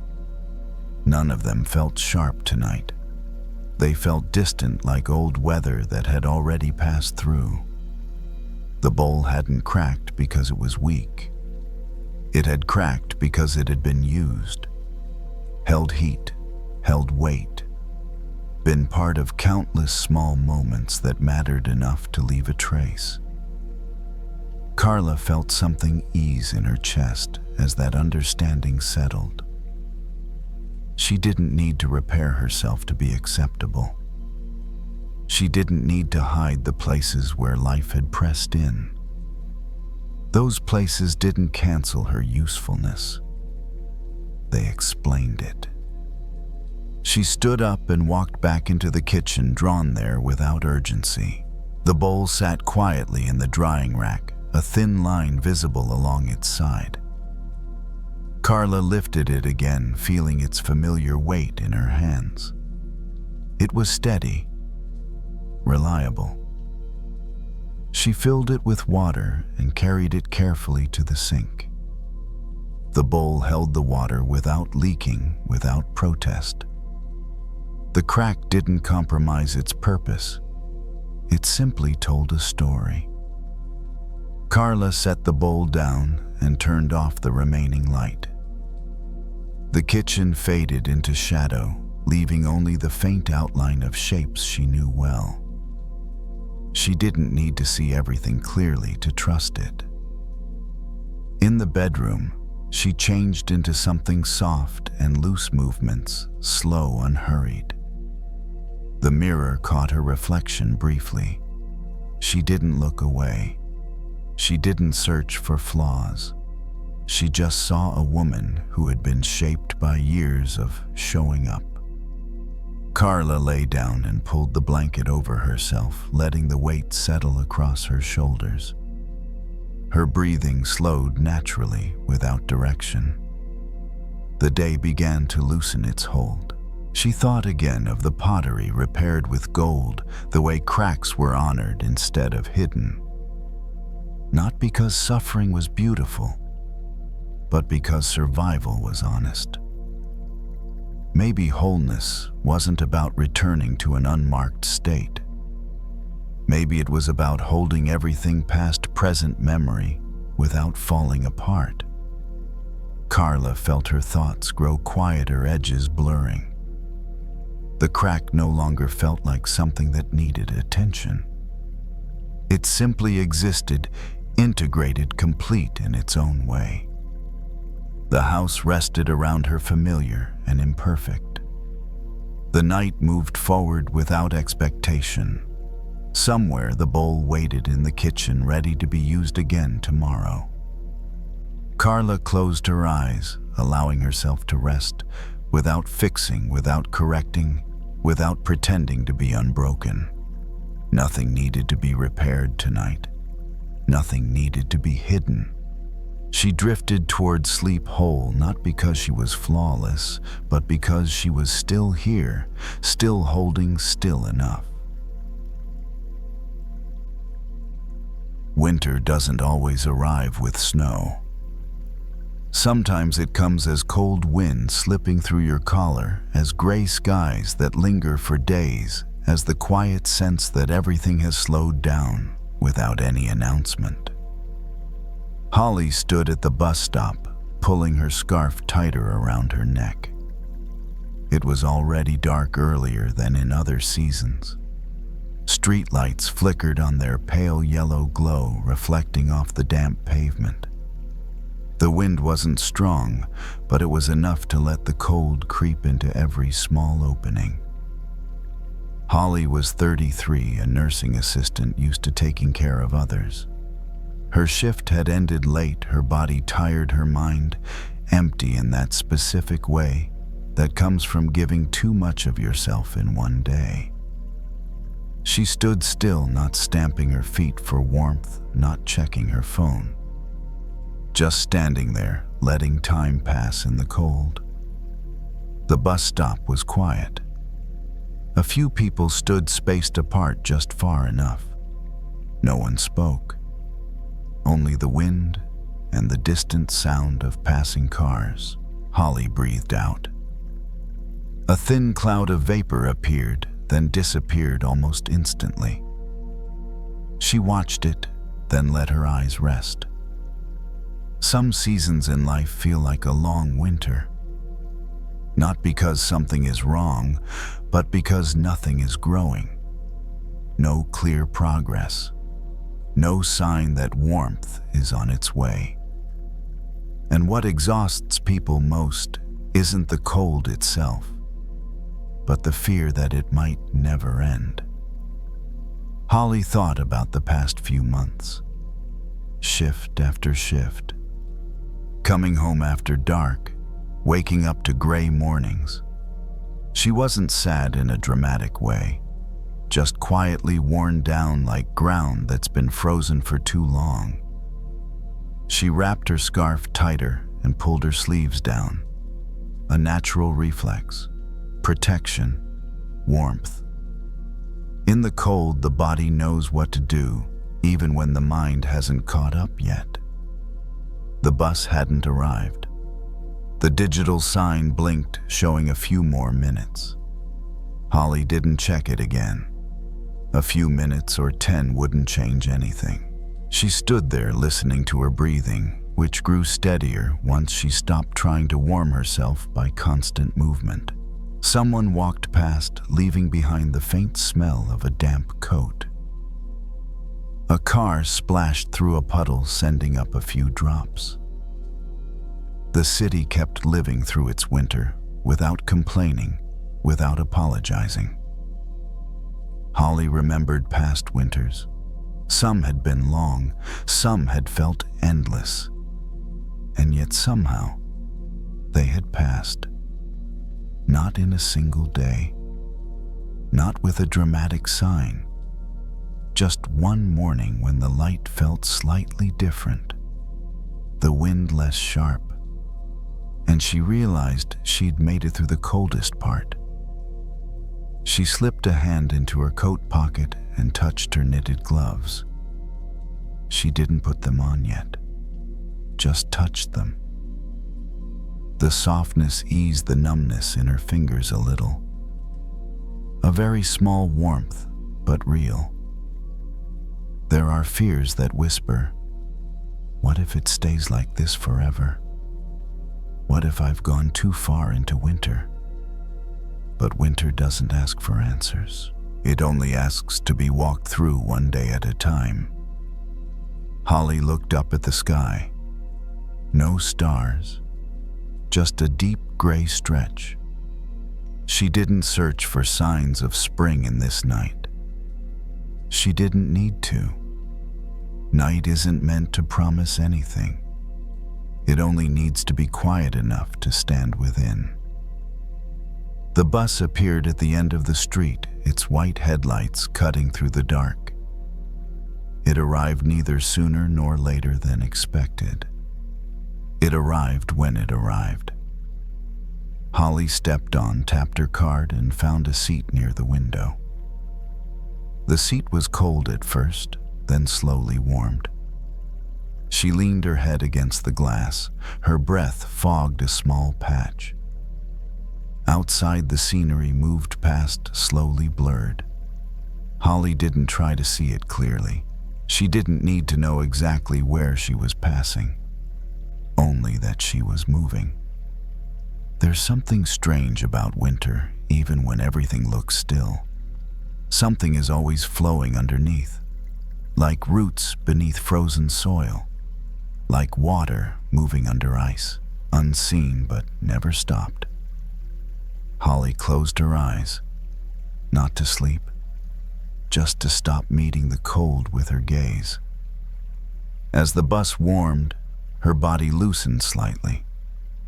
Maybe this winter wasn't over yet. Maybe it would last a while longer.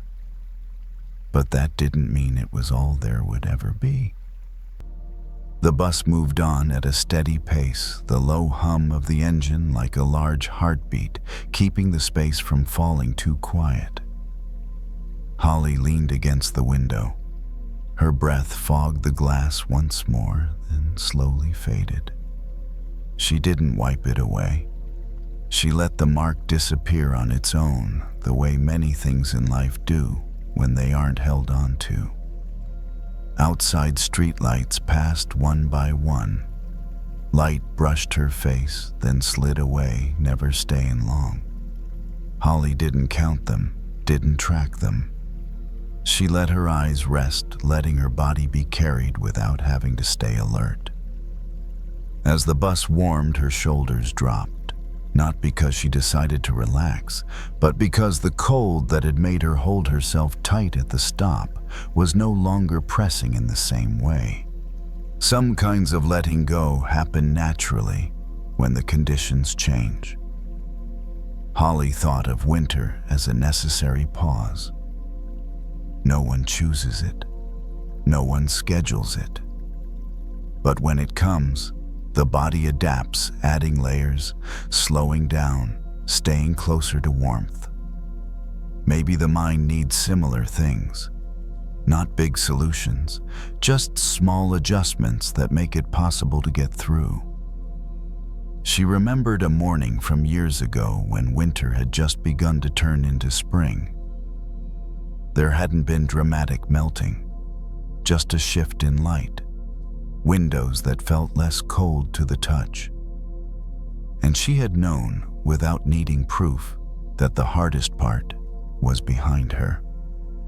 The bus turned onto a familiar street. Holly opened her eyes and looked out. Low houses, windows glowing. Somewhere someone was cooking dinner. Someone else was sitting quietly after a long day. Each home held its own rhythm, no need to match another. She slipped a hand into her pocket, touched her gloves again, then pulled them out and put them on. This time it wasn't because she was too cold. It was because she wanted the warmth more clearly. A small choice, but enough. The fear that winter might never end was no longer standing right in front of her. It hadn't disappeared, but it had stepped back. Winter might still be here, but it wasn't the whole picture. The bus stopped. Holly stood and stepped down. The air outside was colder than inside the bus, but it didn't shock her the way it had earlier. Her body had adjusted. She pulled her scarf up and walked slowly toward home. The porch light turned on as she approached. A small circle of light opened in the darkness. Holly paused for a moment, breathing in, then out.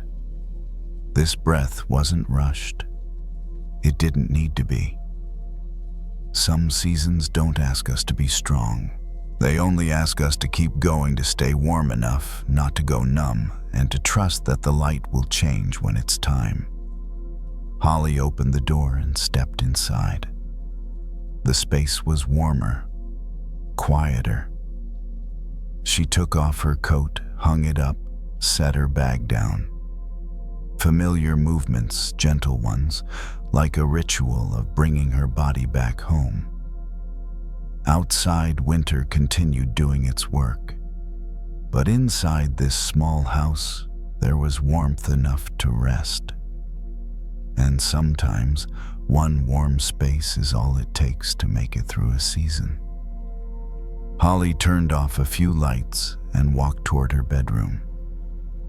The night didn't ask her to see spring yet. It only asked her to rest so that when spring did arrive, she would still have the strength to notice it. Some anger doesn't come from a big event. It comes from telling a small story too many times. Each time we retell it, we throw another dry branch into the fire. The fire doesn't explode on its own. It simply does what the wood allows it to do. Kevin was 37, an accountant used to tidy numbers and workdays that ended on time. But that evening he got home later than usual. Not because of extra work, just a meeting that ran 10 minutes long, followed by a comment that seemed harmless, said right as everyone stood up to leave. Kevin didn't react then. He smiled lightly, nodded, packed his things. Everything stayed polite. But once he got home, kicked off his shoes by the door, the anger began to take clearer shape. Not loud, just hot. He went straight into the bathroom and turned on the shower. Hot water poured over his shoulders, steam quickly fogging the mirror. The space closed in, leaving only the steady sound of water washing out everything else. Kevin stood there with his eyes closed, letting the water hit his back, the usual end-of-day routine. In his mind, the meeting replayed. Every sentence, every look. Kevin thought about what he should have said, how he should have answered, how he should have clarified things right then. Each should was another dry branch tossed into the fire. The flame didn't flare up immediately, but it grew a little hotter. The water kept running. The steam thickened. Kevin pressed a hand against the tiled wall, warm under his palm. He noticed his jaw was clenched. His shoulders were lifted higher than normal. His body was reacting to a conversation that had already ended. He opened his eyes and looked at the blurred mirror. The reflection was vague, just a figure standing still in the steam. And it hit him. The event was over. But in his head, it was still happening. Edited, expanded, repeated. Sometimes we think we're processing anger by thinking it through, but often we're just feeding it. Every branch is dry because it comes from memory. And memory, when pulled out again and again, catches fire easily. Kevin adjusted the shower, letting the water turn slightly cooler. Not much, just enough to feel the difference. The steam began to thin. The fire in his chest didn't grow anymore. It paused, waiting. He tried something else. He didn't keep retelling the story. He didn't argue in his head. He didn't prepare imaginary responses. He just stood there with the water, with his breath, with a body that was heating up, then slowly cooling down. This felt different from holding it in. It felt like not throwing anything else into the fire. For a few seconds, a kind of quiet appeared. Not outside, but inside. Not a big empty space, just a small opening where the anger wasn't being fed. Kevin noticed that without new wood, the fire changed. It was still there, but it wasn't sharp anymore. He turned off the shower and stepped out, wrapping a towel around himself. Cool air touched his skin clearly. Kevin breathed in, then out. Not deep, not long. Just enough to notice his chest wasn't tight anymore. In the mirror, his reflection slowly came back as the steam faded. Nothing special, no look of triumph. Just someone who had stopped in the middle before the fire could spread. Kevin dried his hair and hung the towel on the hook. Familiar motions, steady, thoughtless. In his mind, the meeting story wasn't running anymore. It still existed, but it wasn't being told. Like embers cooling once no one stirs them. He stepped out into the living room. The light was soft. The space was quiet. Kevin sat down and felt his body sink slightly in a comfortable way. Not exhausted, just no longer tense. Some nights what drains us isn't the first spark of anger. It's all the dry wood we add afterward, believing we're making things clearer. But fire doesn't need clarity. It only needs fuel. Kevin leaned back and closed his eyes for a moment. The fire inside him wasn't completely out, but it wasn't being fed anymore. And that alone was enough for the evening to begin to soften. Kevin sat quietly on the sofa. He didn't turn on the TV. He didn't pick up his phone. The room was lit only by the soft yellow glow of a lamp in the corner. This space didn't ask him to react, to keep thinking, or to prepare for anything. It simply allowed him to be still.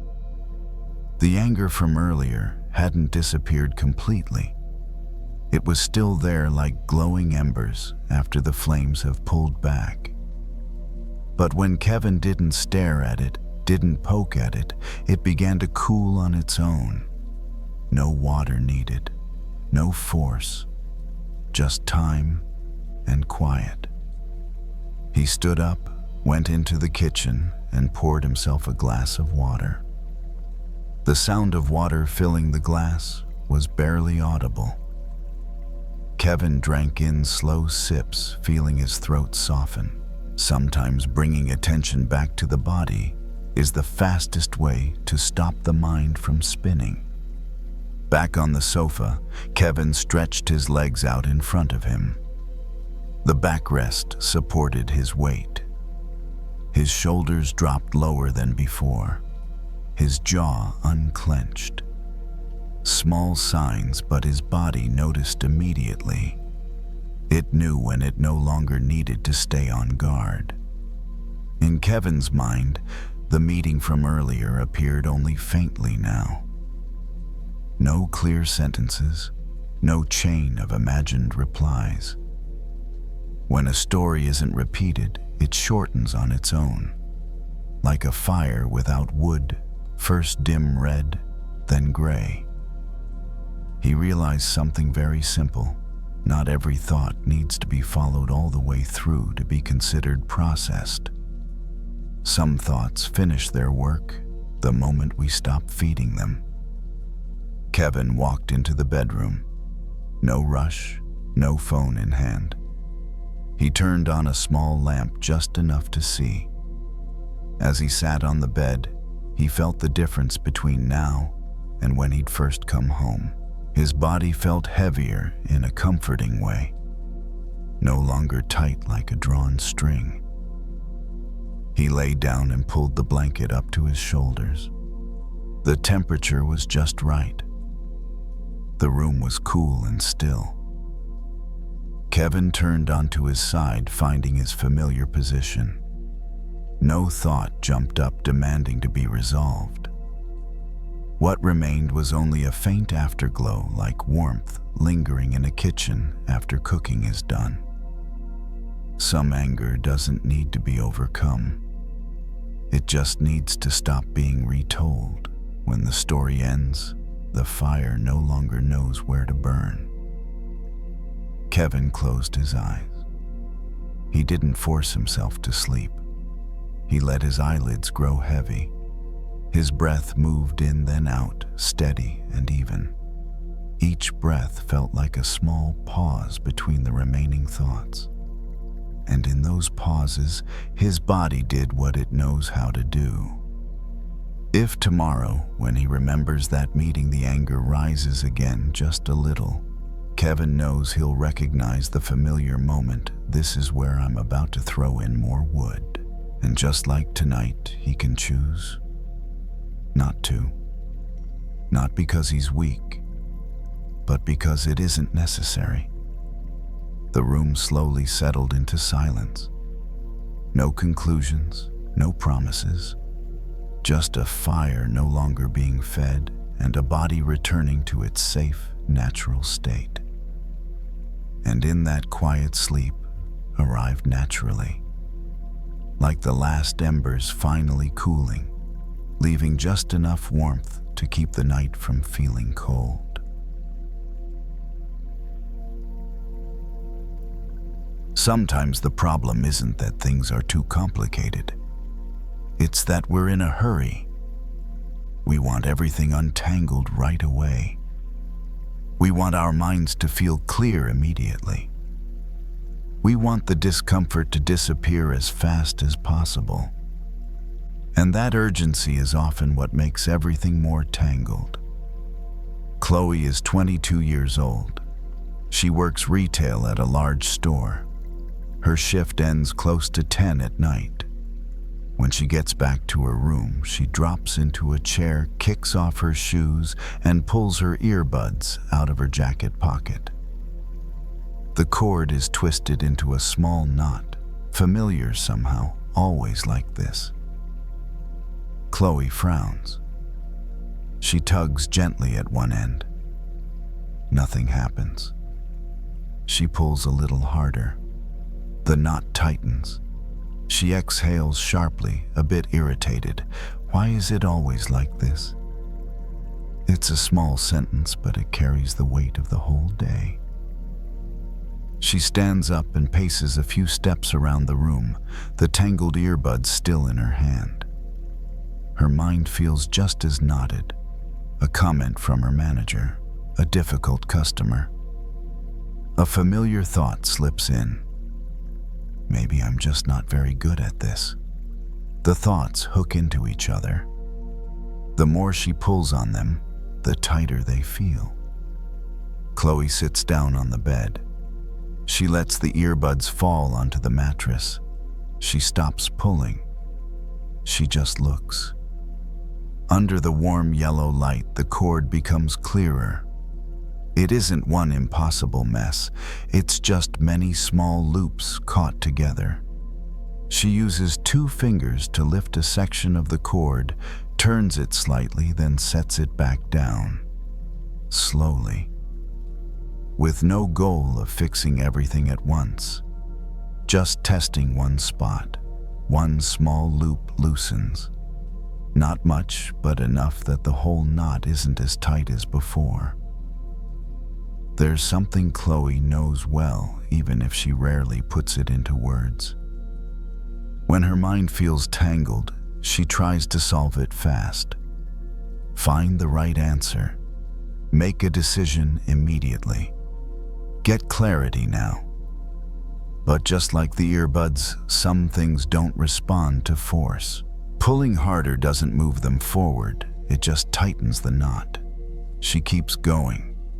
Lift, turn, set down. No yanking, no tugging. When one loop refuses to budge, she leaves it alone and moves to another place.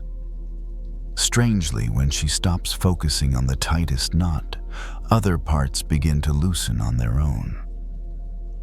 As she works, her thoughts slow down too.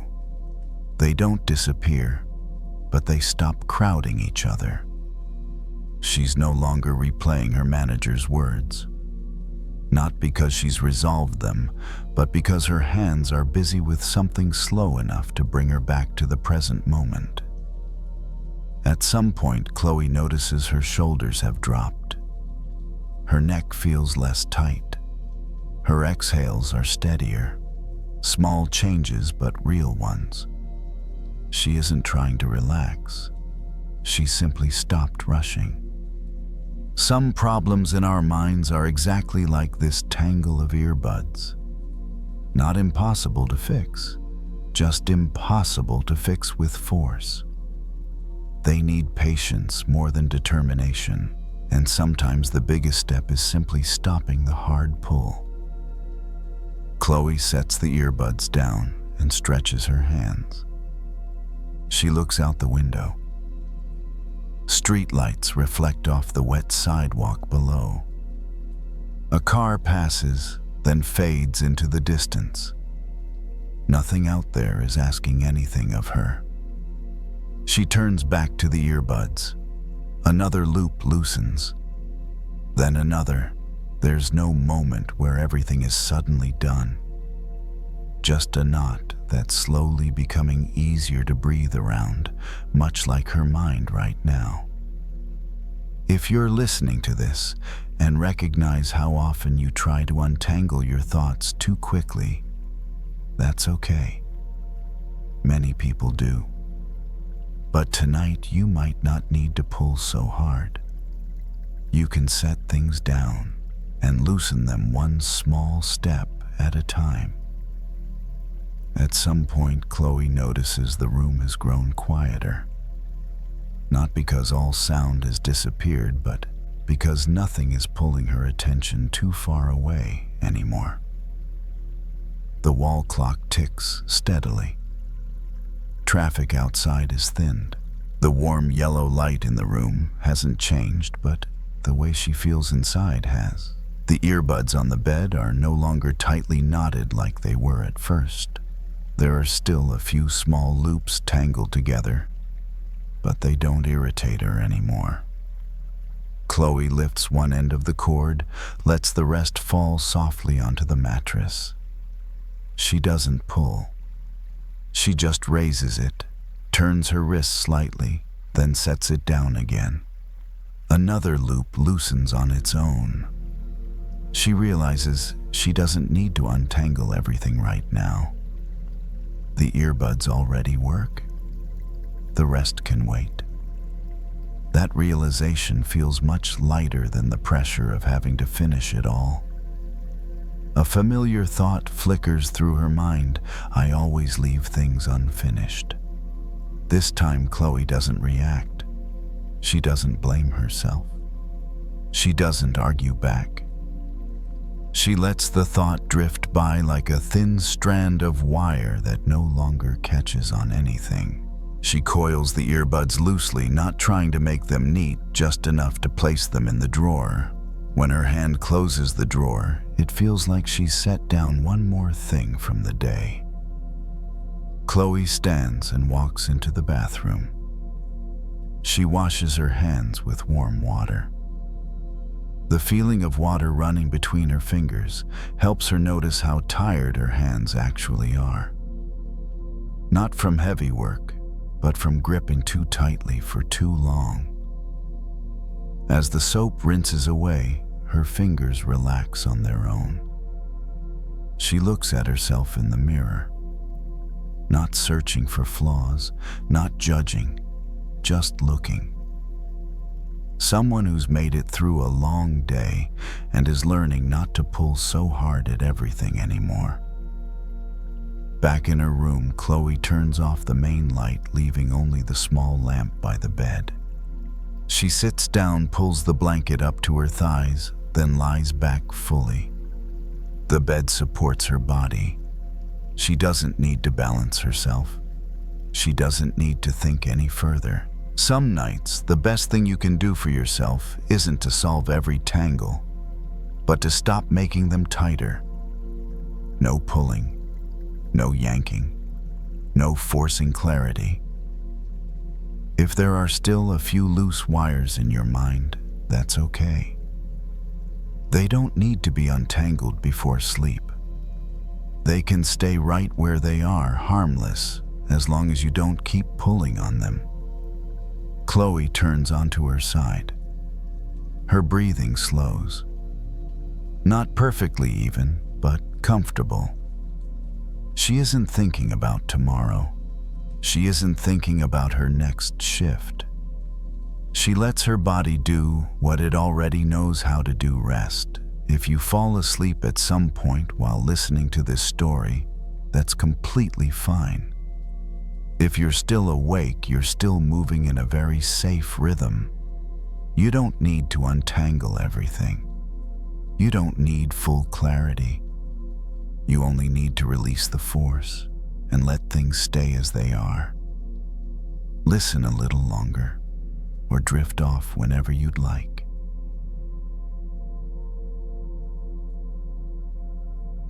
There are moments when the mind feels crowded, not because anything is wrong, but because everything wants attention at the same time. Thoughts line up, overlap, interrupt each other. One leads to the next so quickly, it's hard to tell where the first one even began. It often happens while driving at night. The road stretches forward, dark and steady. Street lights pass at a regular pace, each one appearing glowing briefly, then slipping behind. The radio is off. The car moves smoothly, almost on its own. Hands rest lightly on the steering wheel, familiar with this route, not needing instructions. Above the windshield, the sky is wide, not perfectly clear. There are clouds drifting across it, thin in some places, heavier in others. They move slowly, quietly changing shape without asking permission. None of them stay for long. At first, they barely register. Attention is still busy elsewhere. A conversation from earlier in the day replays itself. A sentence that could have been said better. A decision that might matter later. The mind jumps ahead, then loops back, then jumps again. It feels important, urgent, like something needs to be solved before the drive ends. Then at a red light, there's a pause. The car stops. The engine idles. The light above glows steadily. And without trying to, the eyes lift slightly, catching the movement of clouds against the night sky. They're just there. No struggle, no rush, no effort to hold their shape. A thought passes through the mind, almost like a whisper. Those are just clouds. It's not a deep insight. Not something to write down or remember. Just an observation. Simple, obvious, and yet it changes something. The next thought that comes doesn't feel as solid as before. It shows up, makes its point, then fades a little at the edges. Another thought follows, then another. But instead of piling on top of each other, they start to feel more like the clouds overhead, passing through a space that isn't affected by them. The sky doesn't tighten when clouds appear. It doesn't get anxious. It doesn't try to push them away or hold on to them longer than necessary. It just stays open. Most people live as if their thoughts are the sky itself. As if every idea, every worry, every mental image defines who they are. So when the clouds get heavy, the whole inner world feels heavy too. But driving under the night sky makes something quietly clear. The clouds move. The sky remains. A truck passes in the opposite lane, headlights flashing briefly through the windshield. The light changes. The car moves again. The road continues. Thoughts still appear. Planning, remembering, imagining. That doesn't stop, but there's more space around them now. They're noticed, not followed. Seen, not argued with. A worry floats by. What if tomorrow doesn't go well? It's there for a moment. Then it drifts. Another thought, I should have handled that differently. It lingers a bit longer, then thins out. Nothing is forced. Nothing is corrected. The mind isn't being trained or disciplined. It's simply being observed from a different place. Like standing back far enough to see the sky instead of staring at a single cloud. There's a subtle relief in that shift. Not excitement, not happiness, just relief. The kind that comes when pressure eases slightly, when effort drops without collapsing. The drive continues. Familiar turns, familiar signs. The body handles it all without commentary. Muscles know what to do. Breath finds its own rhythm. Overthinking usually feels like being inside the clouds, surrounded, limited, unable to see beyond what's right in front of you. But moments like this remind you that there's always more space than the mind suggests. The sky doesn't need to be cleared to be blue. It's blue even when you can't see it. And the mind doesn't need to get rid of thoughts to be at ease. It only needs to stop mistaking them for the whole picture. As the car turns onto a quieter street, the clouds thin out. A patch of open sky appears darker and deeper than the rest. It's been there the entire time, unnoticed, unchanged. The thoughts keep moving. But something underneath stays still. The car slows as it turns onto a quieter road. Fewer streetlights here, longer stretches of darkness between them. The kind of road that feels different at night, even though it's the same one driven every other day. The sky opens up a little more. There are still clouds drifting through, but now they're easier to see. Their edges glow faintly when they pass in front of the moon, then fade back into the dark. They don't seem in a hurry. They don't seem lost. They just move, responding to currents no one inside the car needs to understand. Thoughts continue in much the same way. They arrive, they change shape. They overlap for a moment, then separate again. Some feel heavier than others. Some pass quickly. A few linger, hanging in place like thick clouds that refuse to thin out. But even the heavier ones don't feel as overwhelming anymore. There's a growing sense of distance, not emotional distance, but perspective. The kind that lets things exist without being pulled into them, like watching weather from indoors instead of standing out in the rain. A familiar worry shows up again. The kind that usually grabs attention immediately. The mind starts to lean toward it almost automatically, ready to engage, to solve, to prepare. Then it pauses. The cloud is noticed. That's all. No arguing with it. No pushing it away. No trying to make it disappear. Just noticing that it's there and that it's not the sky itself. Without resistance, the thought loses some of its urgency. It's still present, but it no longer demands a response. It floats alongside the drive instead of taking control of it. The car passes a small park. Empty swings move slightly in the breeze. A single street lamp lights the sidewalk. Everything feels quiet, held in place for the night. This is often how the mind settles, not by becoming empty, but by becoming wide. When attention is narrow, every thought feels intense, important, personal.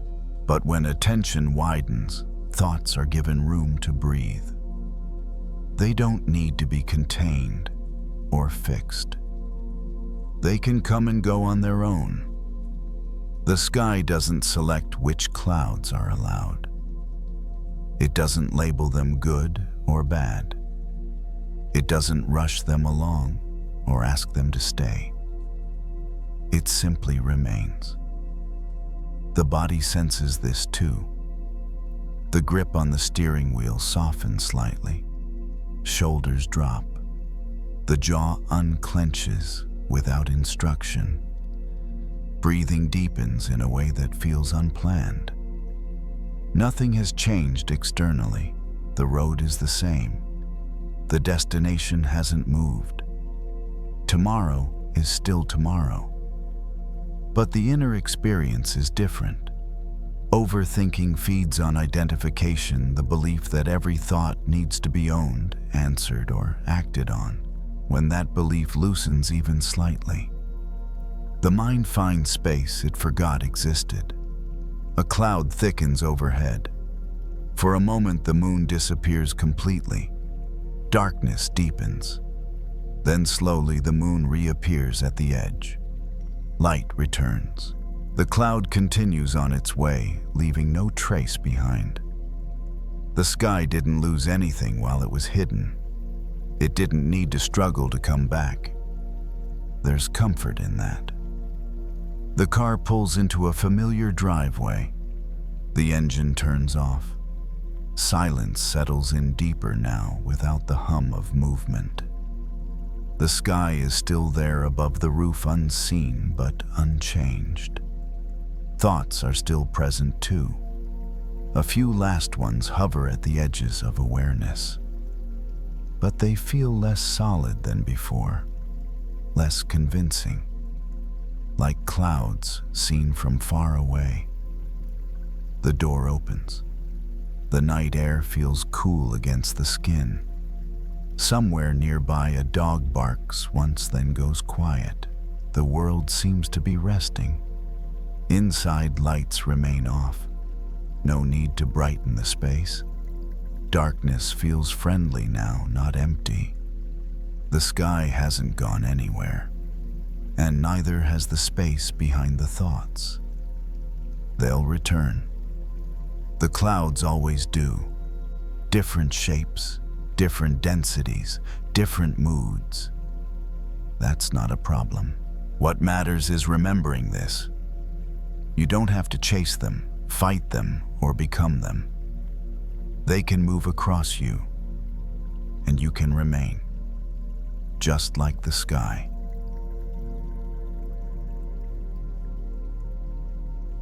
Some days don't end when the work is done. The body comes home, but the weight comes with it. The parking lot is nearly empty. The sky has already darkened, that deep blue that shows up just before night fully settles in.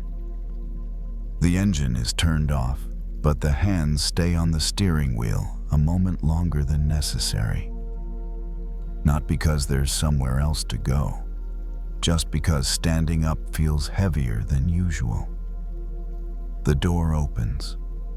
Cool air moves in. A bag is lifted from the passenger seat, heavier than it looks. Inside it are ordinary things: a laptop, a notebook, a charger, a water bottle.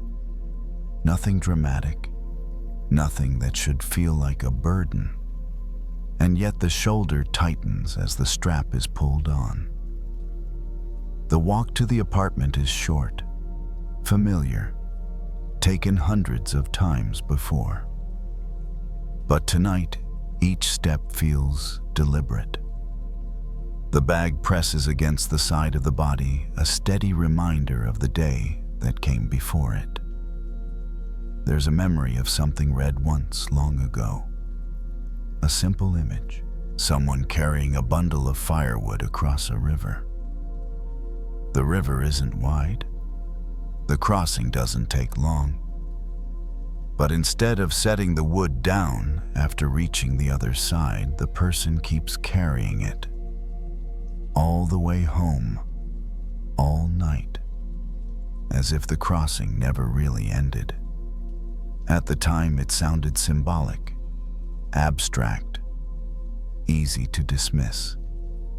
Now it feels familiar. Inside the apartment is quiet. Shoes are kicked off near the door.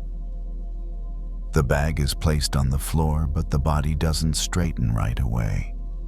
Shoulders stay hunched, jaw clenched, as if the weight is still there even after being set down. That's how it often works. The mind keeps carrying what the body no longer needs to hold. A conversation from earlier replays itself while the lights are turned on. A decision that didn't feel quite right resurfaces while water is poured into a glass. Tomorrow's responsibilities line up neatly as the jacket is hung, each one waiting its turn to be considered. The river has already been crossed, but the firewood is still on the back. Overthinking thrives in this space, the space where yesterday bleeds into today, and today stretches too far into tomorrow. Where nothing is actually happening yet, everything feels active. The kitchen light hums softly. The refrigerator clicks on and off. Familiar sounds that usually signal safety, routine, rest. But the mind doesn't respond to those signals right away.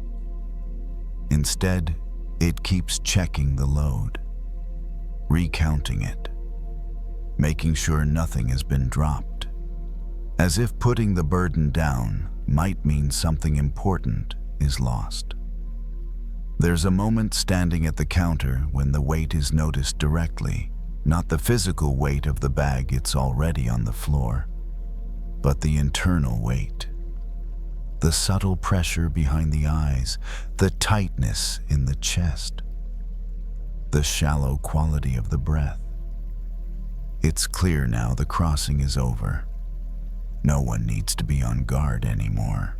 No one needs to balance on slippery stones or watch the current. The danger, if there ever was one, has passed. And still, the load remains. This is the part most people miss.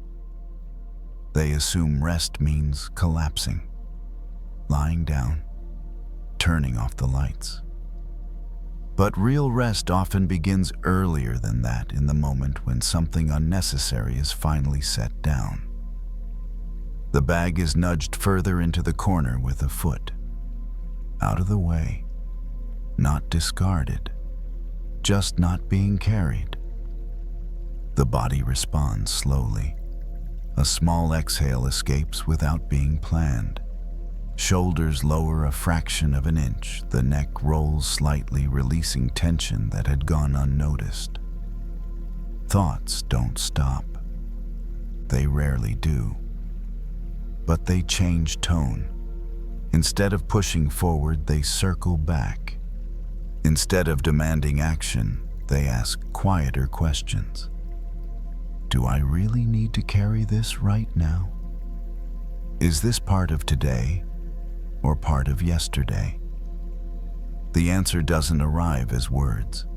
It arrives as a sensation, a feeling of timing being off, of effort being misplaced, like carrying firewood long after the fire is out.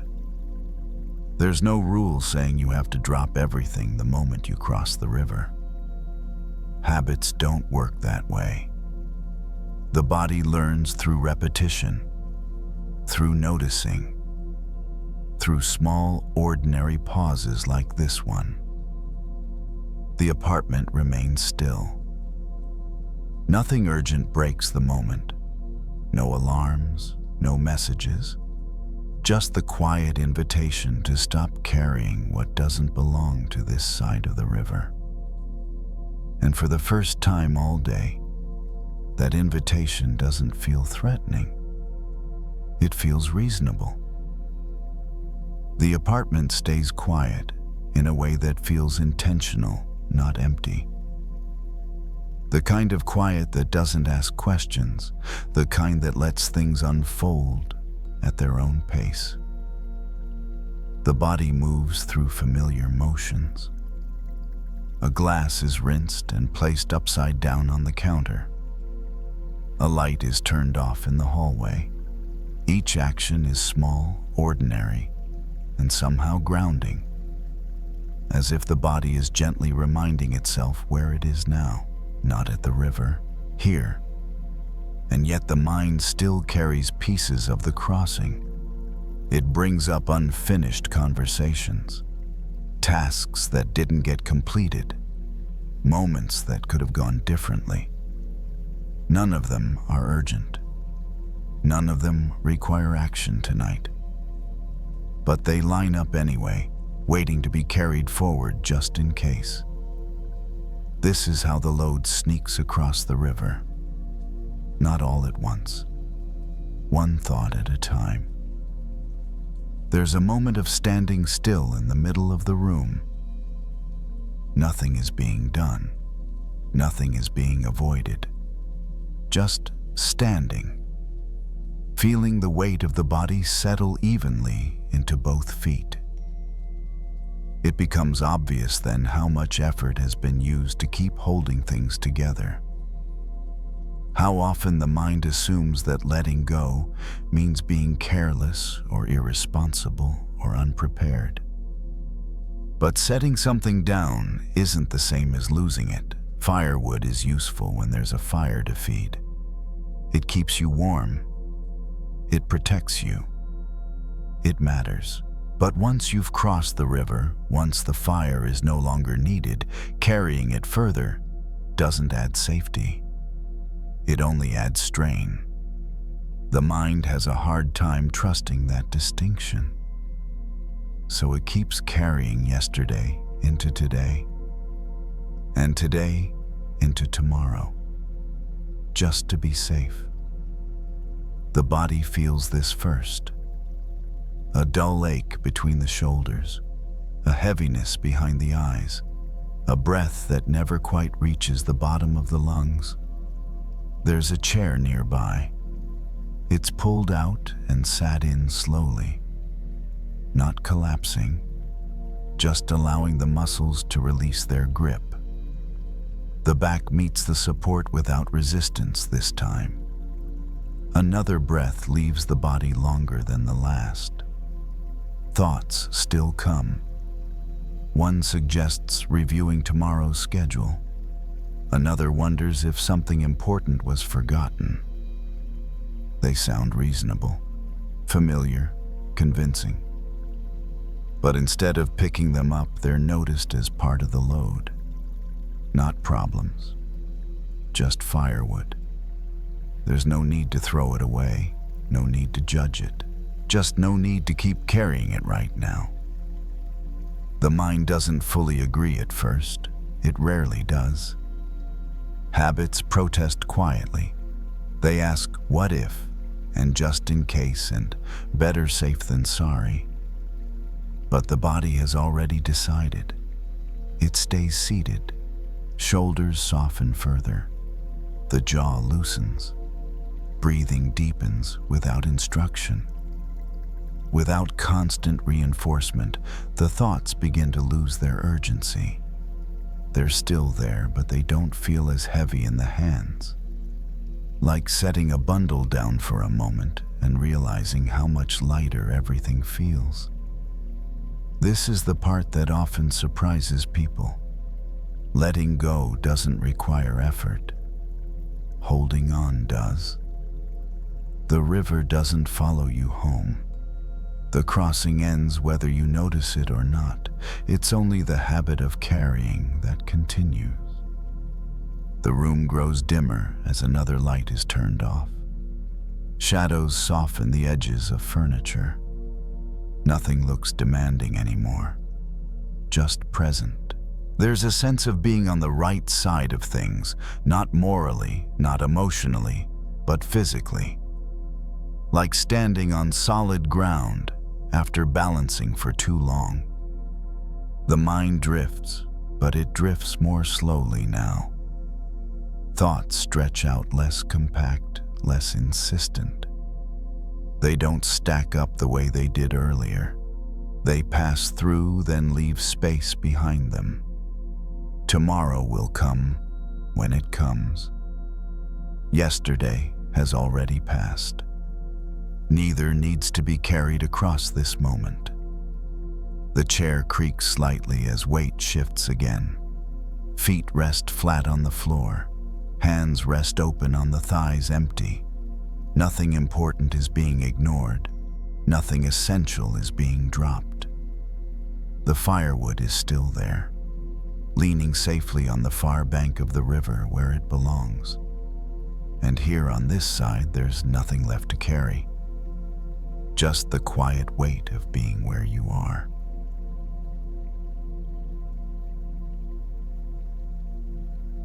Wherever you are tonight, I'm grateful you chose to spend this quiet time here. If these stories help you rest, you're welcome to subscribe and return whenever you need a gentle place to land.